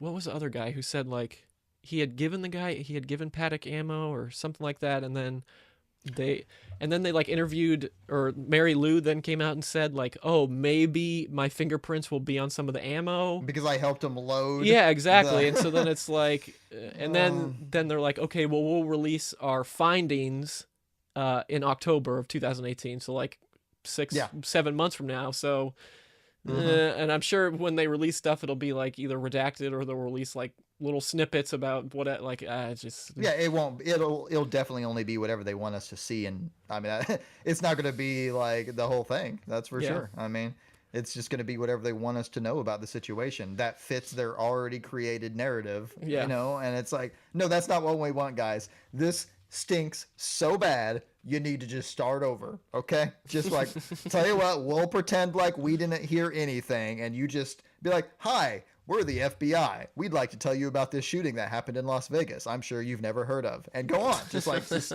start fresh, man, because your whole current scenario is just so far fetched. It's like you're the conspiracy theorist and we're the freaking sane people for once, you know? Yeah, I mean, except they like to flip it, since we're the one asking questions and not believing everything they say as like right? solid Yeah. 100% truth, and well, screw us How because dare you not yeah. believe that David or that Paddock lived off of making or video poker. No, or like Yeah, he that was a professional gambler who played video poker all day. And I looked into that. Like video poker is something that like if you do it exactly right and you want to take forever to actually make money, it is like a kind of a sure thing a little bit. yeah, It's but really weird. But like you have to like spend 20 grand to like make 2 grand. It's not like a yeah, so like that you, yeah. it's not a huge payoff or something. So like if you have 100 grand, you could make like 4 grand a day doing video poker, like on the highest thing. But you'd have to sit all day, and that's the point. Like so you're saying like that dude's a dude Yeah, that that's just yeah. said that just like that was his whole life. And I scour the net for like any kind of social media or any information about him when that stuff came out. Nothing. I mean, he completely scrubbed from the internet. Yeah. Like the guy never had anything, and Yeah.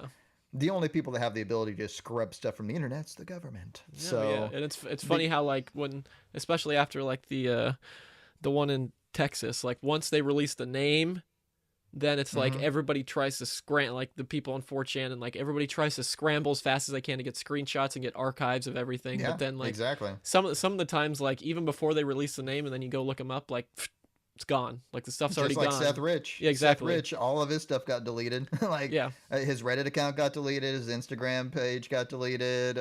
Yeah, all that stuff. So I mean, you can still look at the archives of it. If you look really hard, you can go find archives Oh yeah, I for know. some of his There's stuff. plenty of But stuff out there, but it's like I don't yeah, know. It's one of the things where they believe, or they're requiring the people that vote for them to be like not necessarily uneducated, but to like yeah, just just like we're just telling you how it is, like just yeah.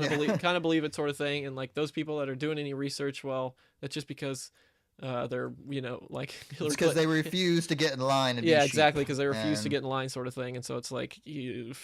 Ugh. yeah, I know. And the whole like now we're all like white nationalists or supremacists or Nazis or We're all Russians. Russian spies. Yeah, and yet although like now that Russia has literally let's just say that that stuff was true, and like for instance the Tennessee GOP Twitter actually was a Russian agent. Oh Okay. jeez. Well, yeah, I followed that one. I retweeted that once or twice. I mean, they had some funny stuff. Yeah, Okay. exactly. I Uh, mean, so it's not like but like that makes that I guess that makes me part of the Russian conspiracy. Is my point. I did retweet a Russian agent once. But at the same time, they also organized rallies after Trump won, both for and against Trump. yeah, that Michael And so Moore attended. yeah, Michael Moore, Mark Ruffalo, like what was it? There was a whole list of names here. I had it pulled up earlier. It was like okay, hold on. Michael Moore, Mark Ruffalo, Julianne Moore, Cynthia Nixon, Marissa Tomei, Cher. They were all at this rally, so they were all Russian agents just as much as I am for retweeting random Tennessee GOP Twitter account, which I assumed was the Tennessee GOP. Sorry, I didn't like fact check that. Yeah, I just, like I saw it. It had like 100,000 followers. I was like, all right, cool. yeah, Like and like all the I stuff they were saying, like if they really were trying to like influence the stuff, Like, how come they spent so much money in Maryland? Like, that's essentially just deep blue. Yeah. Why would they spend money as a Tennessee GOP when it's essentially always gonna be red most of the time? Like, Right. and then they said like they spent so supposedly the Russians told Hillary, or made Hillary not go to like Wisconsin and Michigan and Ohio and all that and all those places when like Right. what's his name, Byron York, did a breakdown or something saying that like according to the Facebook ads and all that stuff, like Russia spent like $40 in those states like before before the election, and like afterwards they barely spent anything, and like the big chunk of their money went to like blue states. So it's like if they're really trying to like influence something, then they definitely would have done a better job. And they didn't, and the Russians didn't even know what purple states were either, sort of thing. Right. So it was like, yeah, I buy all that, and like, and I'm sure all these 13 Russian people are gonna face prison sentences and all this Yeah, they'll stuff. never Like, come I mean, back to come the on. United States. So, I mean, obviously, at least not until this blows over and they're not, and they didn't even get charged with actual like electioneering or election fraud. They got charged with identity theft and money laundering. Yeah, exactly. Because if they were to charge them with any kind of like election fraud, then they'd have to actually charge like, I don't know, Hillary with election fraud for the whole like hiring a foreign agent to come up with dirt on a political candidate and then using that dirt to, oh, I don't know, get a FISA warrant through the State Department. And I mean, it's crazy. I mean, that whole deal of Obama spying on Trump the whole time, it just, Trump's tweet of Obama wiretapped me and Trump Tower or whatever that everyone freaked out about a year ago. Oh no, I know. It's aged very well. So Very, very well. Well, no, it's yes. funny. Like all the stuff that he tweets, like you cue the initial backlash, you cue the initial everybody melting down, and then like a month or however long goes by, and they're like, "Huh, what does Trump know?" Right. I will say that like recently his Twitter feed, like the last month or two, he's been doing a lot less. I mean, he still does them. But he does a lot less things like that, and a lot more like, God bless our troops, blah, blah, blah. We're thinking of the victims of this tragedy or that tragedy. He's like actually kind of being more presidential with his Twitter. So like now it's like 90% like actual nice presidentially things. And then randomly, yeah, like what was it yesterday or today when he was like, Alex Trebek was Alec Baldwin was a terrible Trump impersonator. Daryl Hammond was better, And it's like, all right, yep, we still got you. Okay, cool. We're not. Yeah, he ain't going away. That Twitter ain't going away. Yeah, if anything, he just lets someone else do his Twitter most of the day, and then he grabs it when he goes to take a dump. And hold on a minute. Well, I've been thinking of a good one all day. I'm gonna drop this one. Yep, exactly. Drop it while I'm dropping one. So yeah, exactly. I did want to tell you one more thing here, and this is something that I'm almost positive you will not heard of yet, because I have so far I'm the only person that I have found that is even kind of looking into this. Okay, but as long as we're doing a podcast here, I can get it out so that maybe if I get murdered tomorrow, someone other than me knows this stuff. So, and it's kind of following up on the whole FISA, all that stuff. So, long story short, do you know who Mary Jacoby is? Who Jacob? She is Mary Jacoby. She is the wife of Glenn Simpson. Yeah, I've heard the name, but like I haven't. Gotcha. So I haven't done like digging or anything. Well, you know who Glenn Simpson is, right? Yeah. He's the he's the weird looking guy on Fusion GPS. Yeah. He is literally the owner and creator of Fusion GPS, the guy who hired Michael Steele to create the dossier. Christopher Steele. Yeah, sorry. Yeah. Michael's I've screwed that up now too. I've actually corrected other people so many times because I've literally got Michael Steele in my head now because of so many other people screwing that up and saying Michael Steele because he's like a ref for FIFA or something. I don't know. Same thing. Right. So anyways, Glenn Simpson's the one that the money got funneled into to go, And I know. I follow all that stuff. Yeah. So Glenn Simpson and his wife Mary have written together as like a partner writer team for like the New York Post or whatever. They've written articles together, especially about Paul Manafort. They had big beef with Paul Manafort in the past. Okay. Yeah. And written articles about how he's a scummy sleazebag and all this stuff, and which I'm not necessarily disagreeing with. No, yeah, I mean I can see it. He kind of is a sleazy, lobbyist dude that has only been involved with like foreign authoritarian dictators and oligarchs and stuff, but someone's got to deal with them. So, I mean, I don't know. If it wasn't him, it'd be someone else. So, Yeah, exactly. at least he's kind of out on Front Street about it, and you know who he is instead Yeah. of like, wouldn't you rather know who the guy is dealing with that guy, those people than not know who the guy is? Because, Yeah. anyways, so I'm not necessarily saying he's wrong to do that stuff. He doesn't try to hide it. He, is very, but anyways, so back to Mary. So Glenn Simpson Yeah. and Mary, they were really working on this together. And Mary had even told people, she had a Facebook post saying that Glenn Simpson should be getting way more credit for this than Christopher Steele, because like Glenn was the one that was actually doing most of the legwork and doing everything. He just got Steele to like get some more Russian sources to like beef up his stuff, and basically just make some more stuff up that you're never going to reveal the sources of Yeah, exactly. to make this dossier even better. And that but so Glenn Simpson was kind of like literally the creator of this stuff. Him and Nellie Ower, Yeah. which was she's like Yeah. got a PhD in Russia stuff from somewhere awesome, I forget. Nothing to see here, folks. Nothing to see here. Yeah. So getting to Mary, his wife, actually went to the White House in what was it? It was April of 2016.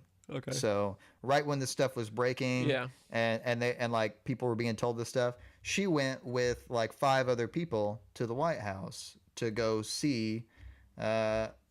Well, it doesn't actually list who she met with, okay? But she wasn't just going. Obama, probably. She wasn't just going to visit, is my point, and take a tour. She had been there before. This was not her first rodeo. She wasn't just going to, hey, I want to take a tour of the White House. She went there with an intention, with these other people, okay? Now you know how like the deep state and all those people like love to include husband-wife couples because they can't. That's a bunch of stuff on cue. Is like follow. Yeah, you have to follow the wives. Okay, well, this is gonna be perfect because this is the whole point. Okay, so like so this out of all the people she went with, one of the names is Amy L. Bauer. Okay, and the other one was the wife. Well, let's just start with Amy. Amy L. Bauer. She was literally husband of. Hold on a second. What's his name? Mark Bowers. Okay. Sorry, it's Bowers, not Bauer.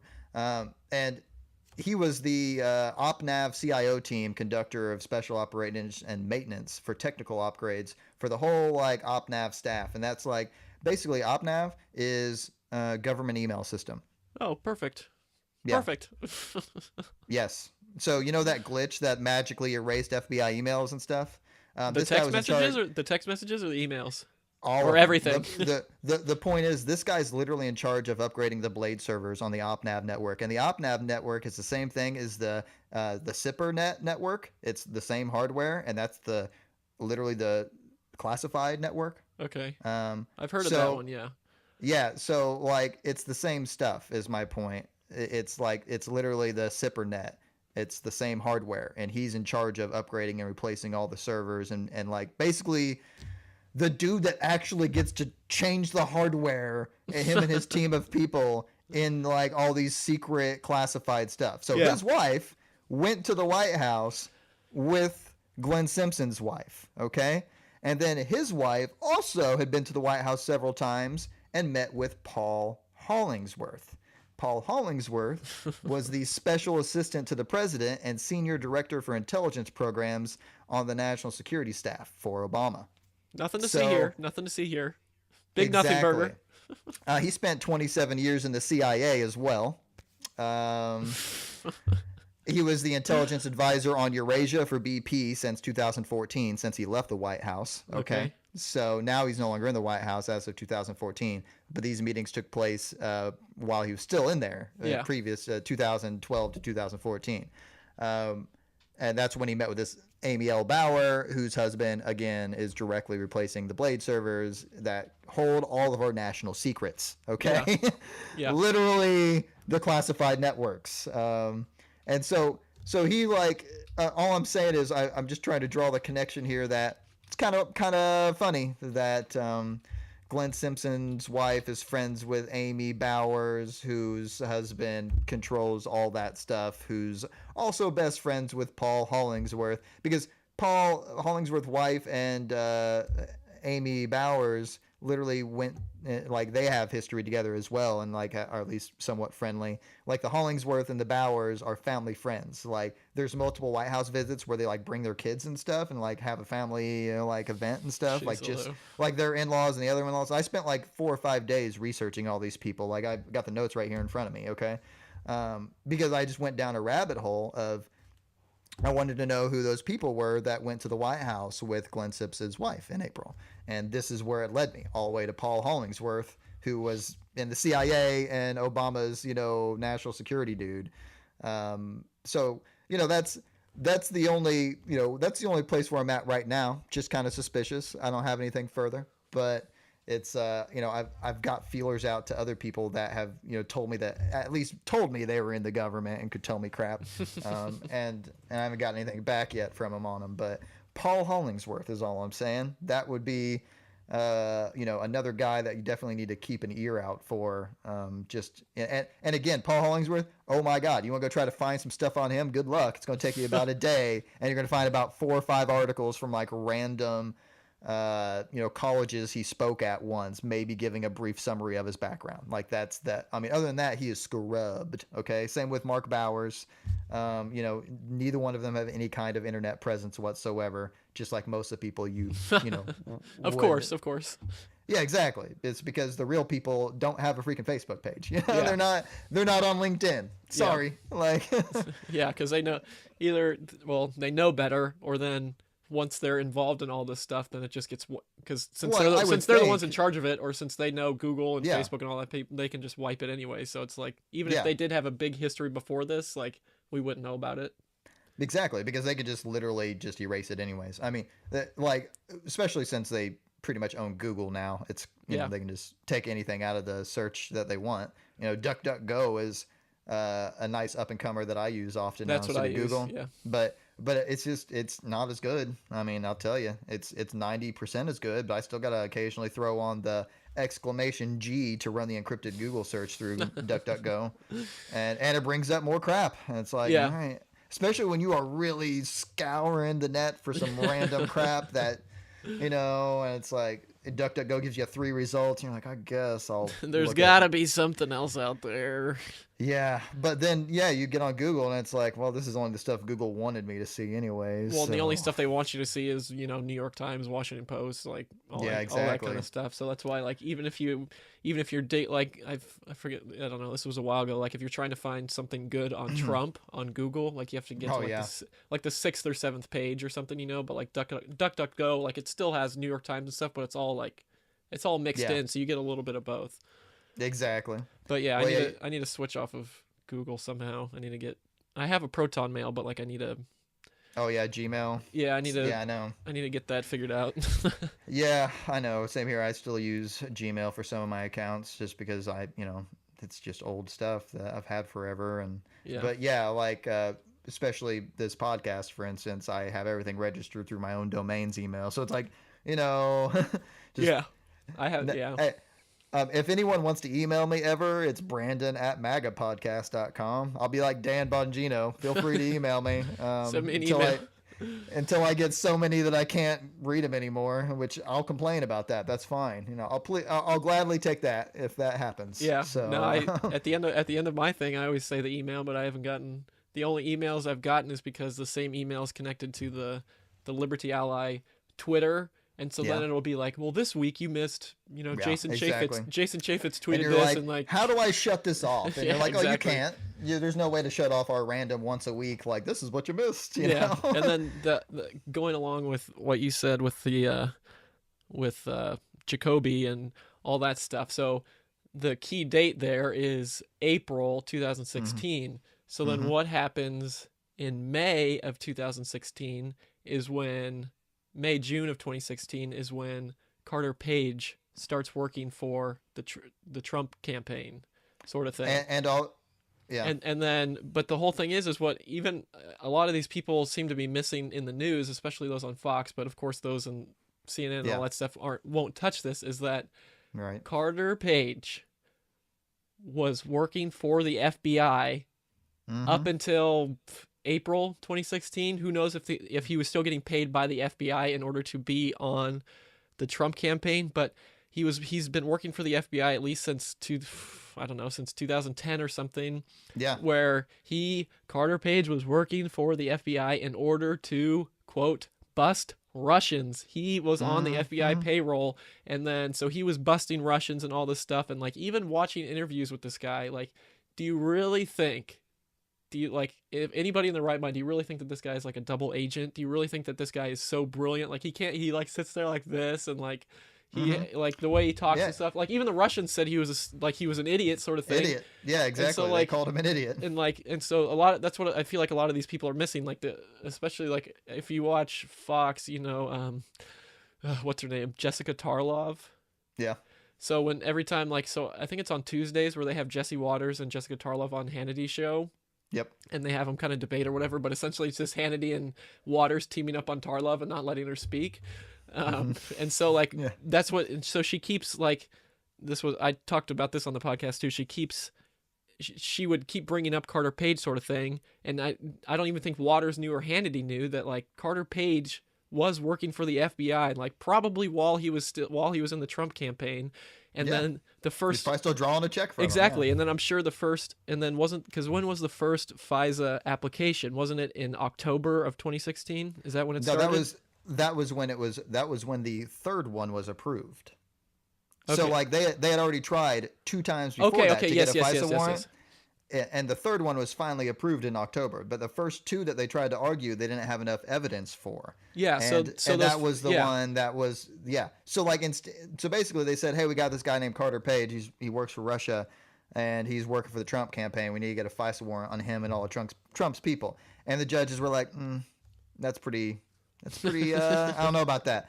And they're like, all right. And then so they like tried a second time. They're like, are you sure? Because we got even more like damning stuff, coming from Carter Page. He's a Russia guy.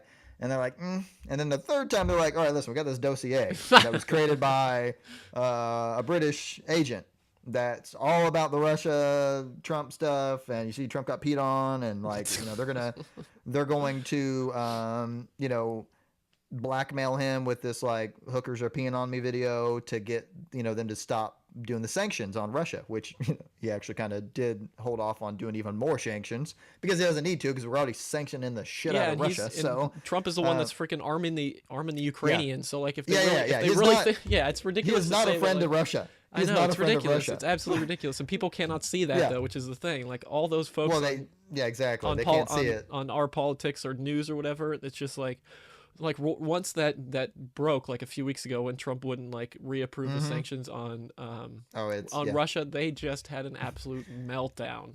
Anything outside of the Donald on Reddit's pretty much cancer. I don't even try to. It's just like I've already I still leave world news on my like front page just because I'll occasionally just as I usually don't even click. Just as a tester to see what they're pissed about today, because if it makes it to world news, then like it's actually like that means there's 20 posts on our politics about it. Okay, so like I don't even, but I literally have not went into actual our politics in at least 3 or 4 months. I mean, it's I'm not even, no point. Like there's no point in looking at anything here because it's obviously all going to be super anti-Trump and Russia, and I mean what's the point? Like, I already know what you're going to say. It's fine. Yeah, the last time I think I went onto it was during the State of the Union. And so, like, having a window up of the Donald and having a window open of politics, like, it's so insane. They're the complete, like, everybody in the Donald is just, like, so happy and, like, messing around with each other and, like, saying jokes and, like... Kind of like comparing Fox and CNN. Yeah, exactly. So just, like, actually, like, happy people, like, having a good time and all this stuff. And, like, people on... the one I specifically remember on politics was, like, once Trump said, Americans are dreamers, too. Like... They just exploded. Like, who the hell does this guy think he is? Like, F this guy. Like, all this kind of stuff. And I was like, you guys are so far gone. Like, it's gone. Like, you can't even, like, bother to even try and see, like, what he's trying to say. Like, you can't even bother to, like, take the like, as Dan Bongino says, take the cotton out of your ears and, like, just try and listen to what he's trying to say. I know. And, like, I love when Dan tries to talk to the liberals. He goes, all right, listen, liberals, listen. Take the cotton out of your ears. I just want to go, Dan, listen, man. You got like one out of a thousand people that might be hate listening to you. Okay, the Yeah. rest of us actually enjoy you, and you're just not. There's no liberals for you to talk to. Just consider that. So if you got like 100,000 listeners right now, maybe 1,000 of them are like hate listening liberals that are just like, God, I hate Dan Yeah, Bongino. exactly. The Yeah. rest of them are us, man. They're people like us. I mean, I don't know about you, like what you do for a living, but I'm in my car 9 hours a day. Sometimes at least 4 or 5 hours a day. I'm in my car driving, and I listen to podcasts all day long. Like just like I don't know what I mean. What am I gonna listen to the same music that I? Because my musical taste has pretty much like stopped when I was 16, so I can listen to the same songs I've already listened to about 1,000 times, or I can listen to podcasts, or Yeah. books on tape too. I'll Yeah. do some books on tape, but podcasts are where it's at as far as like obviously getting it's like reading Reddit only through your Yeah. ears Yeah, while you're you're driving. actually you're So actually you're actually learning something. Like, sure, songs are entertaining, but like, and I guess they can keep you awake oh yeah. more than podcasts can, but like you can only. Oh, I don't know about that. I think I would argue the opposite. I because I do a lot of just 2 days ago I had a job where I was working from 6 o'clock at night till 3 o'clock in the morning, right? And I had to drive home 2 hours afterwards from like 3 to 5 a.m. No way would I have listened to music. I had to listen to a podcast to keep me awake because music. I mean, granted, if I was doing music, I'd have to like roll the windows down, crank it all the way up, like whereas I can just calmly listen to a podcast and it at least keeps my mind engaged. Now, I love Dan Carlin, but I can't listen to a Dan Carlin podcast at 3 a.m. Okay, No, that makes because sense. he's too. I need to be already awake for that. I can't be like on the verge of sleeping. But I can listen to Dan Bongino rant and rave for definitely 2 hours straight. Yeah, because I mean, yeah, because Yeah, I mean, he's not like he's talking. I mean, like yeah, in my thing, I don't talk like, how do I put it, like loud and like, how yeah, he sort of talks like when he starts getting like ramped up, like he's real yeah. like, Well, so like that's that's not easy true. to keep you up. You're doing it this time, so Like, well, some of the times it's like some of the one from last week, or was it the beginning? I think it was the end of last week where I got pretty ramped up because I was reading the whole thing about like the Obama program with not reporting criminals and like all that kind of stuff. And so hmm I just like at the end of the show, like I read one of these Twitter threads about how all this stuff is connected and how it all connects to the Florida shooting and stuff, and I was like livid. And then like at the end of the show, I was like, okay, if you like, I was like, okay, and I hope you enjoyed the show. Make sure you yeah. subscribe and all that stuff. And I was like, I'll talk to you guys tomorrow. Right. I know. I sometimes think that just me like, and you'll probably get this too for yourself, but like doing this is more cathartic for myself. Like sometimes I need to get home and scream into a microphone Yeah. to get crap off my chest. If nothing else, it helps me have a better relationship with my wife and child because instead of me ranting to them about Trump shouting and at a child politics about and crap, FISA abuse. did you? Yeah, no, trust me. My daughter is about the most red pilled 10-year-old you would ever meet. So, I mean, that's about. I mean, she could literally, she probably could have sat down and had half this conversation with you. No joke. She probably been like, oh yeah, and did you know that when Hillary was running, she screwed Bernie by buying the DNC? And, like, I mean, because she'll constantly ask me, oh, hey, Dad, someone at Trump or someone at school said this to me, and I didn't know what to say. And I'm like, oh, here, I'll give you like, Here's a I'll full give sheet you, of stuff you can say. trust me, you will, next time someone says this to you, you will not even kind of be able, they're not going to have any response to what you say next, okay? They're going to Well, be like, yeah, especially like their 10-year-olds and parents stuff. wouldn't have a response, so they Exactly. definitely aren't going to have a response other than like, well, you stink, so bye, Yeah. Yeah. No, you stink. Yeah, exactly. It's I like, mean, ugh. but seriously, I mean, yeah, between her and my wife, I mean, this is more of a more cathartic experience for me, just getting Yeah. crap out and yelling into a microphone, and because I feel like going around sometimes and reading stuff like from our politics, like I feel like, am I the crazy one? Am I? I can't be the crazy one, am I? Like I'm not the crazy one. They're the freaking crazy ones. I'm the sane one. That has to be it because I've always been the sane one. I'm not the crazy one, damn it. But that's No, what yeah. they want us to believe, man. That's why they keep us separated and, You take the keep one, us down. like I said, and just take the one red pill and you're good to go. I know. Well, that's like the whole Twitter and Facebook and, I mean, Reddit and all of them. I mean, they've done everything they can to limit the amount of conservative ideas and thoughts put forth, I mean, Yep. I mean, I don't know about you, but like, don't expect your YouTube to go anywhere. I mean, I hope it does, man. No, But I already I've been wasn't doing mine for expecting like, it. yeah. I mean, I've been doing mine for like 6 months. I got like 15 subscribers or something I like think I that. have I mean, like it is four. I think I have not. like four or something, and like Yeah. two of them are from my other two channels. So One of them is me. Like literally, one's me. So you probably got six now. yeah, it was But just like yeah, yeah, because I was talking with like the when I started it or like the one I told you about earlier, the one I started like yeah, 6 months or so ago, because I was asking my friends if I should do it, like do it for iTunes or do it for YouTube, and like, oh, we'll do it for YouTube because it'll be yeah. because YouTube is more Well, known and like more people will just watch videos and stuff, sort of thing. And yeah. so that's what I Which did. So that's agreed. what I did. And so then when I was gonna start this, I asked them again. They're like, well, yeah, do YouTube. And so I was like, okay, I'll do YouTube. But then I was like, so then that's when I started looking into the whole podcast thing and how much it would cost and trying to get it all Yep. figured out. And I was like, oh, $100 for the year. Like, Yeah. I mean, Yeah. that's not a Yeah. big a deal. So I was like, I'm Yeah. gonna just do it. That's a And then cheap scope on a yeah, rifle. That's and no like, big deal. and then it's, I mean, it's easy enough because like, as I said, I just record with my phone, record it on there, record the audio on the other thing, and then just It's put it, totally how I started too, yeah, dude. and then just put them on the thing, sync up the audio, like add my little music, add the like the date and the name of the episode, add the outro, add the logo again, and Yeah. and it's over. Like the longest part, Dude, yeah. is uploading it to YouTube. You know. Right? Oh, I know that still takes it takes mine forever too. I think that's YouTube, not the internet connection. But Yeah. yeah, like I totally started the same thing. Like literally the phone I'm talking to you on, that is I had a recorder on it, and I just literally sat it down. No mic, no nothing. First time. That was like my very first podcast, you Yeah. know. And it scaled up from there gradually. I was like, all right, I need to get a microphone. And like, well, I need to get a better computer, you know. Well, actually, like, I mean, honestly, I was a good, I don't know, 10 or 15 episodes in, and I actually, like, a supporting listener bought me a brand new MacBook. What Like, the heck? Goodness gracious. yeah. So, Yeah, I just again, I just thanks looked- for that, guy. Whoever's but listening, yeah. thanks for that. Yeah, and also, Ethan would like one too, by the way. So, No, I got my computer. I'm good. I just got to figure out. I don't know. well, I like- mean, I had a computer, but it was old and crap compared to a nice new MacBook, and I never had any kind of nice Mac either. I was always Windows, so it took me a little while to get used to it. But now that I do, man, iMovie, and I actually got a nice. yeah, the Blue Yeti one. Yeah. Yep, exactly. Nice Blue Yeti mic, and I mean that's all I need. That and iMovie, which is like, I mean, I still have like Logic X Pro because normally what I do is I record in iMovie.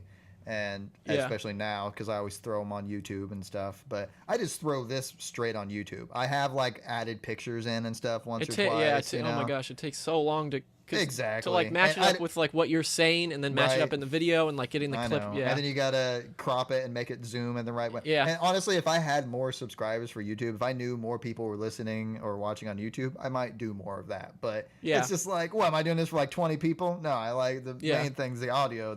Most people that listen to me are Yeah. audio wise. So Same with me. I get like all of my Yeah. videos have like on YouTube have like 2 views, but I mean, not many Yeah. not many more people are listening on like Podbean or whatever, but I at least get like maybe 10 per Dude, per thing sort of.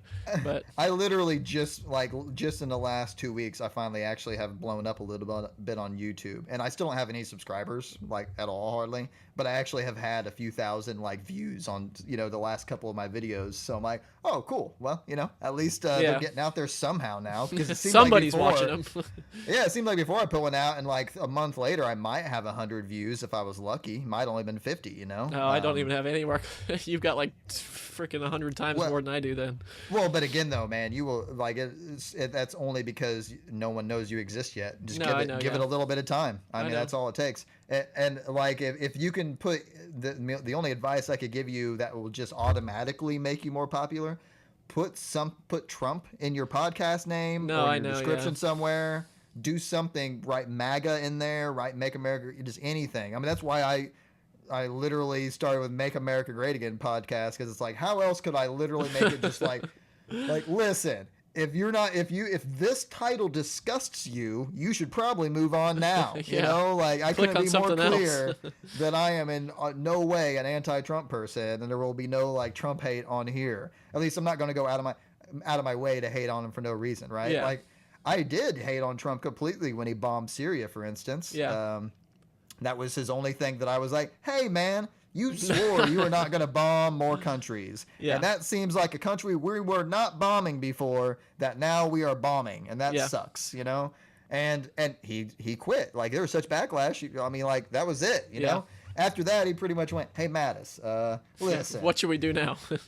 Now, listen, they don't like the bombing of Syria and stuff. So just go in there and wreck ISIS just with foot on the ground, Yeah. good old boots on the ground, M16s. All right, that's what we need to take care of them with, and he did. And now ISIS is gone.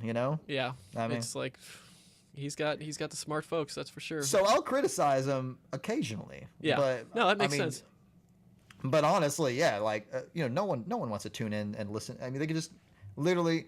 I mean, even like some of the podcasts I listen to, like I almost kind of prefer one like Ben Shapiro sometimes, over Dan Bongino, because Dan will almost spend a little too much time defending crap that the left say, about us, and it's like yeah, that makes sense. And it's like, man, don't even just ignore it. Like talk about some actual, I mean, I get that, but if he could just because he gets carried away and will rant on. Definitely. Yeah, and that's what I appreciate about it. But sometimes I'm like, man, I wish you just would have ranted, only for 10 seconds on that. You've just given them five minutes of airtime, for their cause, even just for the 1 out of 1,000 hate listeners you have that are liberals, But yeah, I mean, that's why I said that's where I started, was with Ben Shapiro and stuff, and then I saw a speech of his at his speeches are great in University of Redlands, and I asked him a question, but then I feel like sure he's really smart and knows what he's doing and all that kind of stuff, but then when it gets to some of the stuff about the whole Trump thing with the Second Amendment and all that kind of stuff, I feel like he's snapping to judgment too, and he's missing a part of it, sort of thing. So he was I'm glad we agree that we don't always agree with Ben Shapiro, because he would it was Friday's episode, I believe, of last week, or was it, I don't know, whenever Trump said the whole gun thing, and then Shapiro was flipping out, just going crazy, all this stuff, and then I tweeted at him, but of course he's not going to see it or reply to it or anything, and I was like, please, let me know when Trump signs that huge DACA bill, and then get back to me about the whole Second Amendment thing, and let me know what happens with that sort of thing.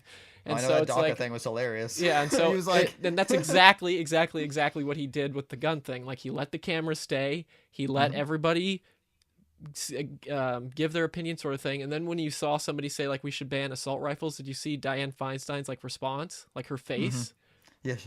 She was like, no, yeah. She was she looked like a little excited. She was so excited, and I watched that, I was like, oh my gosh. Did you see that they're not going to the Democrats aren't going with Dianne Feinstein? They're not.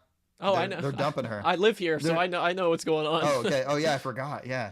No, well, yeah, because they're not going with her because she may have said she's not left enough. Yeah, she may have said one nice thing about Trump, or may have said he's not as bad as everyone thinks he is. So, in order to appease to more people, they just have to go further and further and further left, and oh, good luck, man. It's all right. Yeah, how are you gonna find someone more lefty than her to Well, supposedly this guy is essentially just a Hispanic Bernie Sanders. He just wants open borders. He wants healthcare for everybody. He wants. Sounds about right. I don't know. Essentially Bernie's platform, but just a Hispanic dude, I guess. Gotcha. So it's so he can eventually tell Hispanics they don't know what it's like to be poor. Gotcha. Yeah, exactly. Good luck with that, buddy.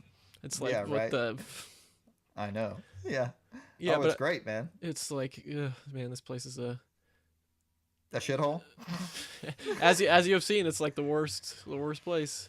Yeah, I mean, I feel for it. What area of California do you live in? I live in Southern California, so you're right in the thick right of where it, right where all the action is, so I have visited San Diego before, and that was a nice place, but it was also, I visited it 15-20 years ago when I was 16 years old, so it wasn't a crappy place. There were not any bums to speak of, really. Oh, no, it's if you've seen I mean, Yeah, if you it was pretty nice. like Like certain, that's because what I my mean. cousins live down there, so like certain places are nice, but like now they had to like, because everybody was getting, what was it, like hep C or something, because all the homeless people were crapping in the streets, and so like Yeah, everyone was getting these diseases and like yeah. all this stuff. And then like the same thing which is happening in San Francisco, like they have poop maps in San Francisco, like if you could look it up, Oh, like I thought it was like a joke, but like there's an actual map of like streets that like have more poop on them than other streets. And so like those are streets that you should avoid. Like there's a whole bunch of pictures like on the internet of people just pull their pants down and just crap on the sidewalk. And like you step on their crap, you step on their hypodermic needle, and then like it's and yeah. That's then worst case scenario. yeah. You're like, well, I'm just gonna go jump off the freaking bridge. Never And then mind. like is it next, I think it's in April they're gonna like open up safe heroin injection sites. So like where you Yeah, can well, where you can shoot up heroin in peace. yeah. Well, and you know, it's yeah. Two things. One, they also passed that law about like how it's not a no longer a felony to pass HIV to someone. Oh yeah. Right. Oh yeah. So now you can knowingly give someone HIV and like just get a fine. So Yeah. that's neat. Because they wanted to quote get rid of the stigma behind HIV. It's like, Yeah. I was like, come Everyone on. should have it. Yeah. Everyone should have If it. It's everybody has it, fine. nobody has it. So then there we go. Yeah, exactly. You know, and like that's actually like one of the main reasons why I wouldn't say that I'm like anti-gay or transgender or anything like that. I'm actually fairly cool with people kind of doing what they want. It's only when like you try to apply that crazy thought process. Yeah, to that, everybody. well, and not only that to like children. Like Yeah. I definitely have a huge problem with parents saying that their 10-year-old kid could oh, we're gonna start giving you hormone blockers that way Yeah. you can be a boy instead of a girl or something. Yeah. No, how about you wait until they're like an adult, Yeah, and no, then if they no still want to thanks. do that, cool. I mean, like kid, when I was 10, I wanted to do all kinds of crazy things. My mom said no. Yeah, It exactly. wasn't, It's just as easy. It's Mom, I want to easy. dig a tunnel to China. No, Yeah. you can't. You're not going to do that. You could dig in the backyard, not but don't do gonna work. that. It's not going to work. Yeah, no, I mean, like, I literally once dug a hole 5 feet deep, and she got real mad and told me quit digging. She didn't say, keep digging, you'll make it. Yeah, I you'll mean, make that's it. like, I'll see you later, that's son. that's what I feel like these parents are doing. Like, Mom, I want to be a girl. It's like, all right, yeah, we'll help you out with that. It's like, Yeah, and then can like, we, oh my can we gosh. at the very least just not say that that's a great idea? Can we all agree that like most people that decide to do that end up unhappy, and like 40% of them end up in suicide? Yeah, and Like, then like, can we just yeah, I'm not saying you're not allowed to do that. I'm just saying let's maybe not encourage Yeah. children that it's like the cool thing to do nowadays. So I'm yeah, like, and that's like the thing is like they did a summary on it, and now it's like people are just doing it, like saying that they're a girl or saying they're a guy or saying they're Yeah. 50 million other things that they say I know, they and that are. stuff They're doesn't just match either. they're just doing it because like everybody else is doing it, sort of thing. Oh, my friend Yeah. says they're trans. Well, oh well, maybe I feel Yeah. like putting on makeup once or something, so maybe I'm a I know, girl right? too. So it's like, And like I actually I have a nephew who's now a niece. In fact, I mean it happened in the last 2 or 3 years, man. And I mean I knew this kid, from the age from like literally the day he was born, yeah, until now, and until now he wants to be called a she and stuff. And it's like here's the thing, he waited till he was 18, 19 years old, sure, and he at least right now seems way happier. The few times I've seen him at like family get-togethers and stuff, in Yeah. the last 2 years, way more outgoing, way happier, all that stuff. But it's like, man, I hope that lasts. That's all Yeah. I'm saying. It's like- I really hope that lasts, because if it doesn't, there's no going back. Like, Oh, you don't yeah. I mean, even because I don't think he's actually like done the surgery downstairs, but he has like taken the hormones and Yeah. like grown a set. Okay, like. The point is, like, you can kind of go back, but everyone's always going to know that time when you were a woman for 10 years or whatever. Yeah, exactly. You're never, you can't get rid of that, even Yeah. if you are completely back to man now, when you're 40 years old. Like, Yeah. it's still, and that's the thing, man. Like, maybe we, at the very least, we shouldn't encourage it. Like, I'm not saying we have to discourage it. I'm saying let's not make it yeah, a positive thing yeah. that everyone Especially should when they're enjoy like and try still in out, kindergarten or whatever. It's like, Yeah, maybe save that for adulthood. Those type of decisions where you're going to take, body altering drugs that literally change the chemistry in your body. Yeah. I mean, it's a little insane to me to even try to suggest that for children. Yeah. And then yes, the newest thing is that you're homophobic if you're not cool with having sex I know with that thing is women just who like, used to be men. imagine the mental gymnastics of that. Like, it's so you're like, Yeah, so two girls are friends, right? So two normal, high school, college girls are friends.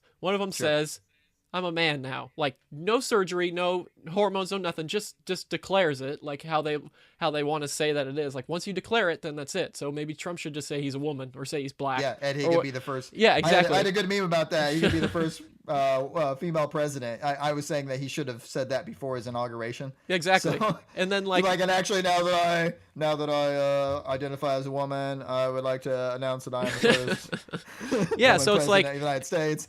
I learned from my friend Bruce that all you have to do is say you're a woman, and you can get on the cover of calendars and magazines and be called Woman of the Year. So I'm a woman now. exactly. So it's like, yeah, and like, so like, if the one says it's a guy, says they're a guy, then like, it's your problem for not wanting to sleep with them for saying that they're a guy. Or then, shoot, what was the other one? Like, I saw one. It was this big lady, like standing in the middle of a subway car or something, Mhm. and she was just wearing a bra and underwear, but she was like a big girl, and like, it says like, it's essentially like called reverse rape now. If you won't sleep with them because you're not attracted to them, then it's your fault for not wanting to sleep with them because you find them unattractive. But don't um uh what's the word? Don't You're not supposed to, look at women like that Yeah, at all ever. So, exactly. But yeah, yeah. Objectify. only when it Don't suits that. objectify women unless they're fat and ugly and don't want to be unless they are fat and ugly and want to be objectified because it would make them feel good. And if that's the case, go ahead and objectify them. But if they're a good-looking lady sitting there fully clothed, you better not fucking look at them. Yeah, it's You know? like, That's rape. oh my god. Okay. Yeah, The but mental gymnastics that go into all this stuff is, I know. it's absolutely insane to think that you can hold one, like, you can hold the one view, but then when Yeah. questioned with the other view, that it doesn't apply, sort of thing. It's like, I think that the whole LGBTQ continual AAIP yeah, plus 2 yes, 4. exactly. All those people, they should have literally quit when gays got the right to get married. Well, Like, I knew that that was it. I knew. You're like, Because they said that that's all that they were fighting for. We just want the right to be married, and then we'll leave you guys alone. But then we get the whole cake thing, and you get like everything. Yeah, You get, like, exactly. you Well, have just, you have to call me by you this ha- pronoun, like all this kind of you stuff. have to. Yes, you can't just let us do it. You have to like include us in like your day-to-day activities in life somehow. Like, you're not allowed to just be like, yeah, those are the fucking weirdos, we don't pay attention to them. Nope. Ugh. We have to, like, you have to hire one of us per every 9 normal people. Yeah. I mean, that's what they want. They want like forced integration into our lives. And it's like, no, man, you should have definitely just stopped when you got the right to get married. Like, Yeah, exactly. that was the last time they fought for something that was actually like owed to them, kind of. And not even really. Government shouldn't have anything to do with Yeah, freaking exactly. marriage. But I get it. No, If it the makes no. I government's get you. going if the government's gonna sanctify a man and a woman getting married, even though the only reason they did that is because, like, that's the only way you have a productive society, is an atomic family and a man and a woman, 100%. and raising a child and all that stuff.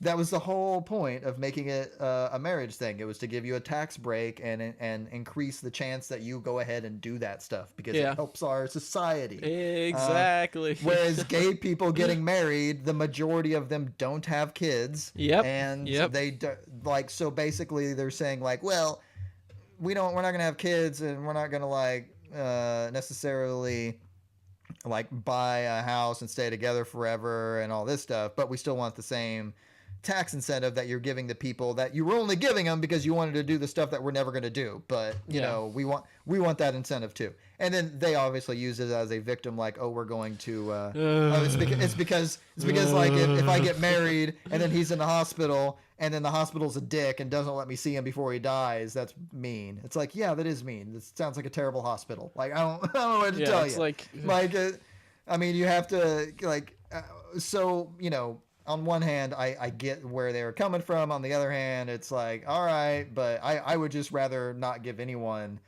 if that was it, if it was my choice. Like, how about we just don't have marriage licenses? Oh, you're married? Cool. Yeah, That's it. It's not no longer a government yeah. thing. Like That's like y'all agree that you're married, and we don't do anything about it. Yeah, that's kind of like what Ben Shapiro did, So he gets married, and like, sure, you get the or the federal marriage certificate or however it is or something, but then Hmm. he got the Jewish one as well, and Oh yeah, he's like, I don't care about the one that California says I'm married, sort of thing. He's like, the only one that matters is the religious one, yeah, exactly. because that's what matters, sort of thing. And so then like, so sure, like I'm with you, I guess, give him the let him get married, but then Yeah, get like like as long as yeah, you're staying out of our lives and not forcing people to make cakes and all this kind of stuff, and yeah, like forcing us to meet quotas for like stuff like that, like get out of our yeah, lives. We won't bother you, don't bother us. yeah, Problem exactly. solved. Yeah, we treat you the same way we treat anyone else we don't necessarily agree with. That's Yeah, the point. exactly, They're that's like, the yeah, point. Yep.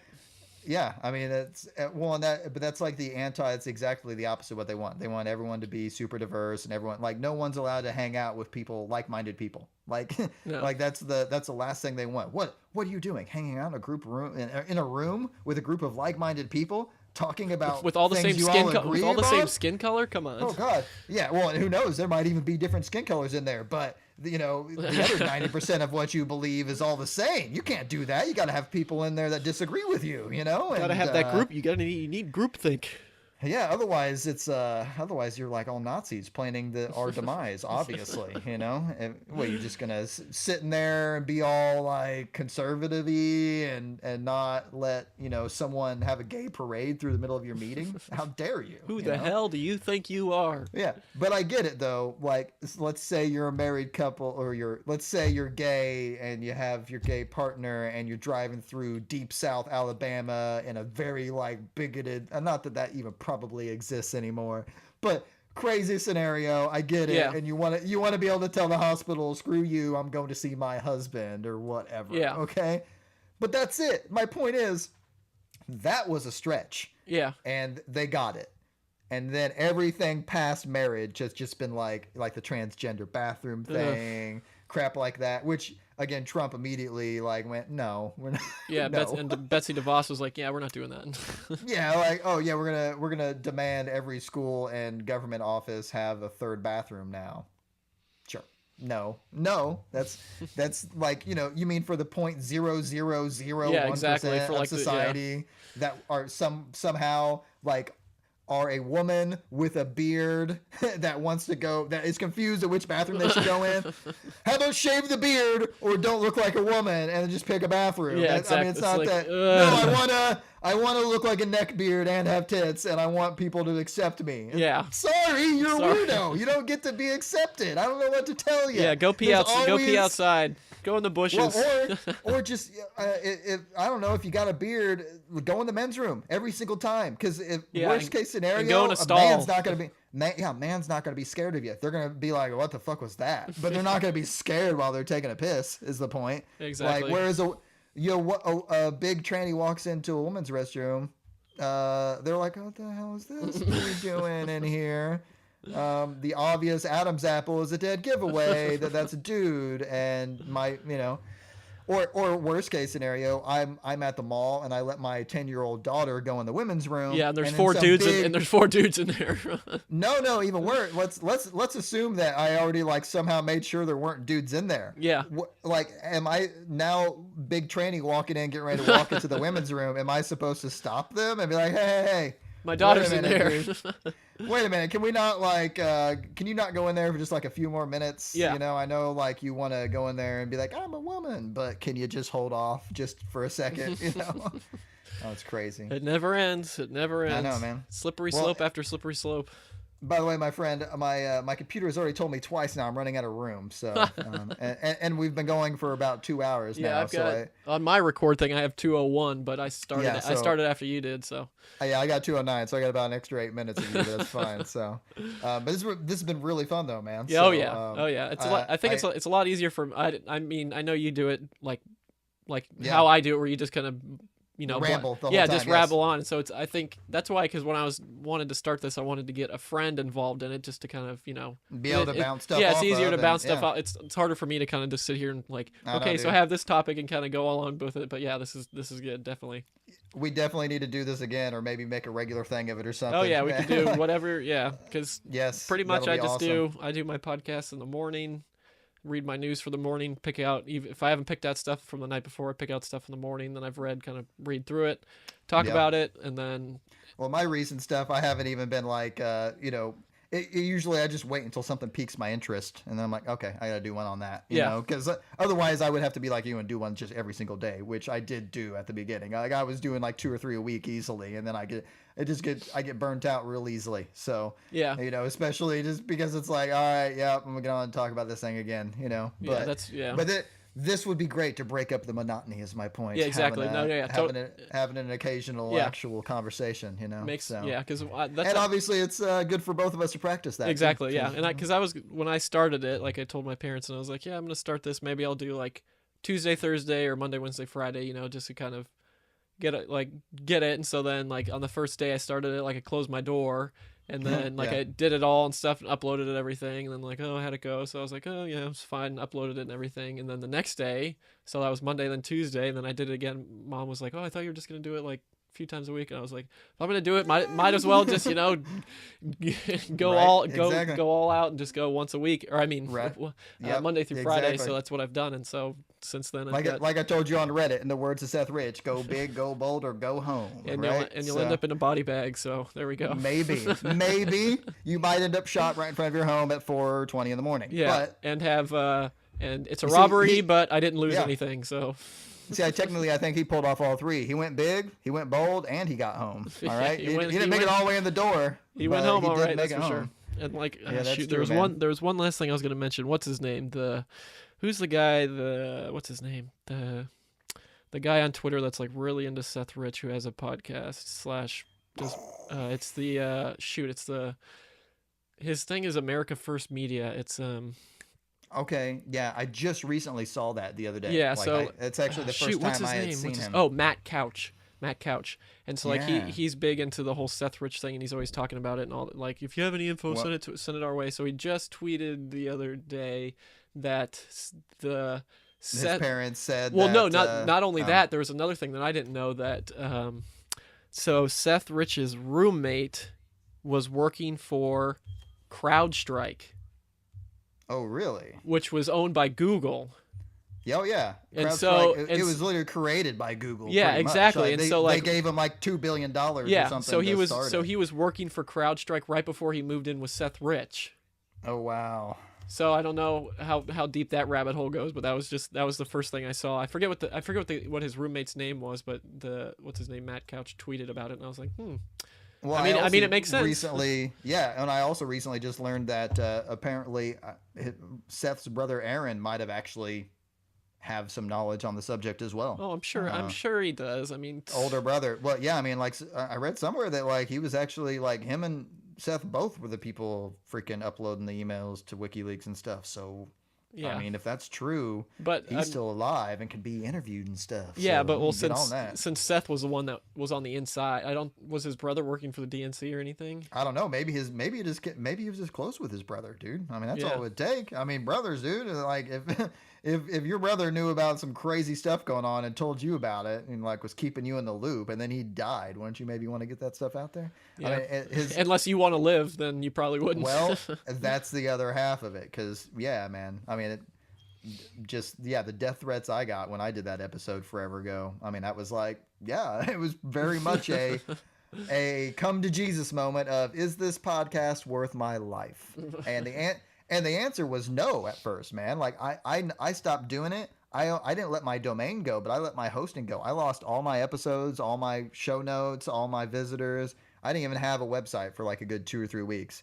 Like, because it had been like 2 months since I did it. And I was like, why am I still paying for this? I'm not doing this shit anymore. I don't want to die. And then, seriously, I mean, that was my it thought. makes sense. And I was like, and then sure enough, I couldn't handle it. Like, I couldn't handle keeping my mouth shut any longer. And then I was like, and man, I let my hosting go. I had to start all over. And but it just reinvigorated me, honestly. And Yeah. now I just focus more on even crazier crap. 'Cause I'm like, well, if I'm doing it, might as well literally. Might as well just I'm gonna jump all the way down the rabbit hole, dive and right. then I'll let you know what's going on down here. Yeah, So, dive right into Comet Ping Pong and dive right down into yeah, right down the into basement Comet Ping Pong basement, and then there you that's go. not on the any of the government maps of the place, and they added it on afterwards and stuff. But nothing to see here. Yeah, folks. nothing to see here. All the photos on Yeah. James Alifontis's Instagram, all those it's nothing to see here.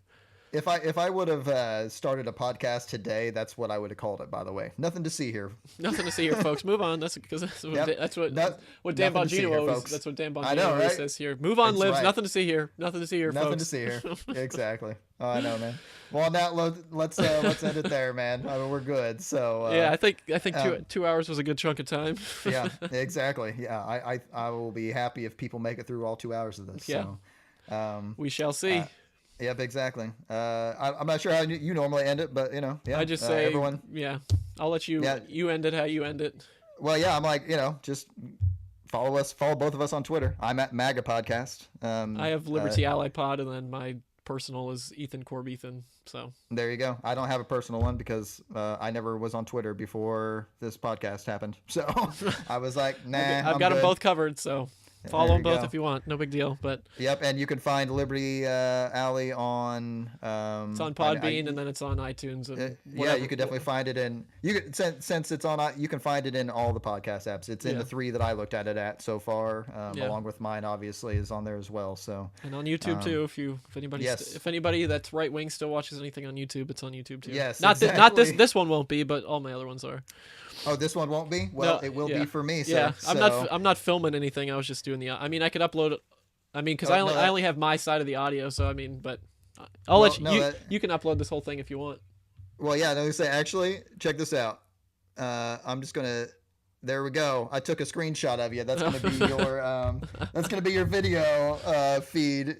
And actually, I won't necessarily need to put your picture up. You're fine, man. I can actually just put your like Liberty. Yeah, like, I can just send you the the logo. Yeah, thing that I use. Yeah, I'll do a split screen on my YouTube one. And I can either just put your picture or Liberty Alley, whatever you want. Yeah, man. You can just let me know. So okay. All right. Well, yeah. We'll end it here, and we'll talk about that stuff afterwards. Everyone have a good day. Right. All right. See you guys later.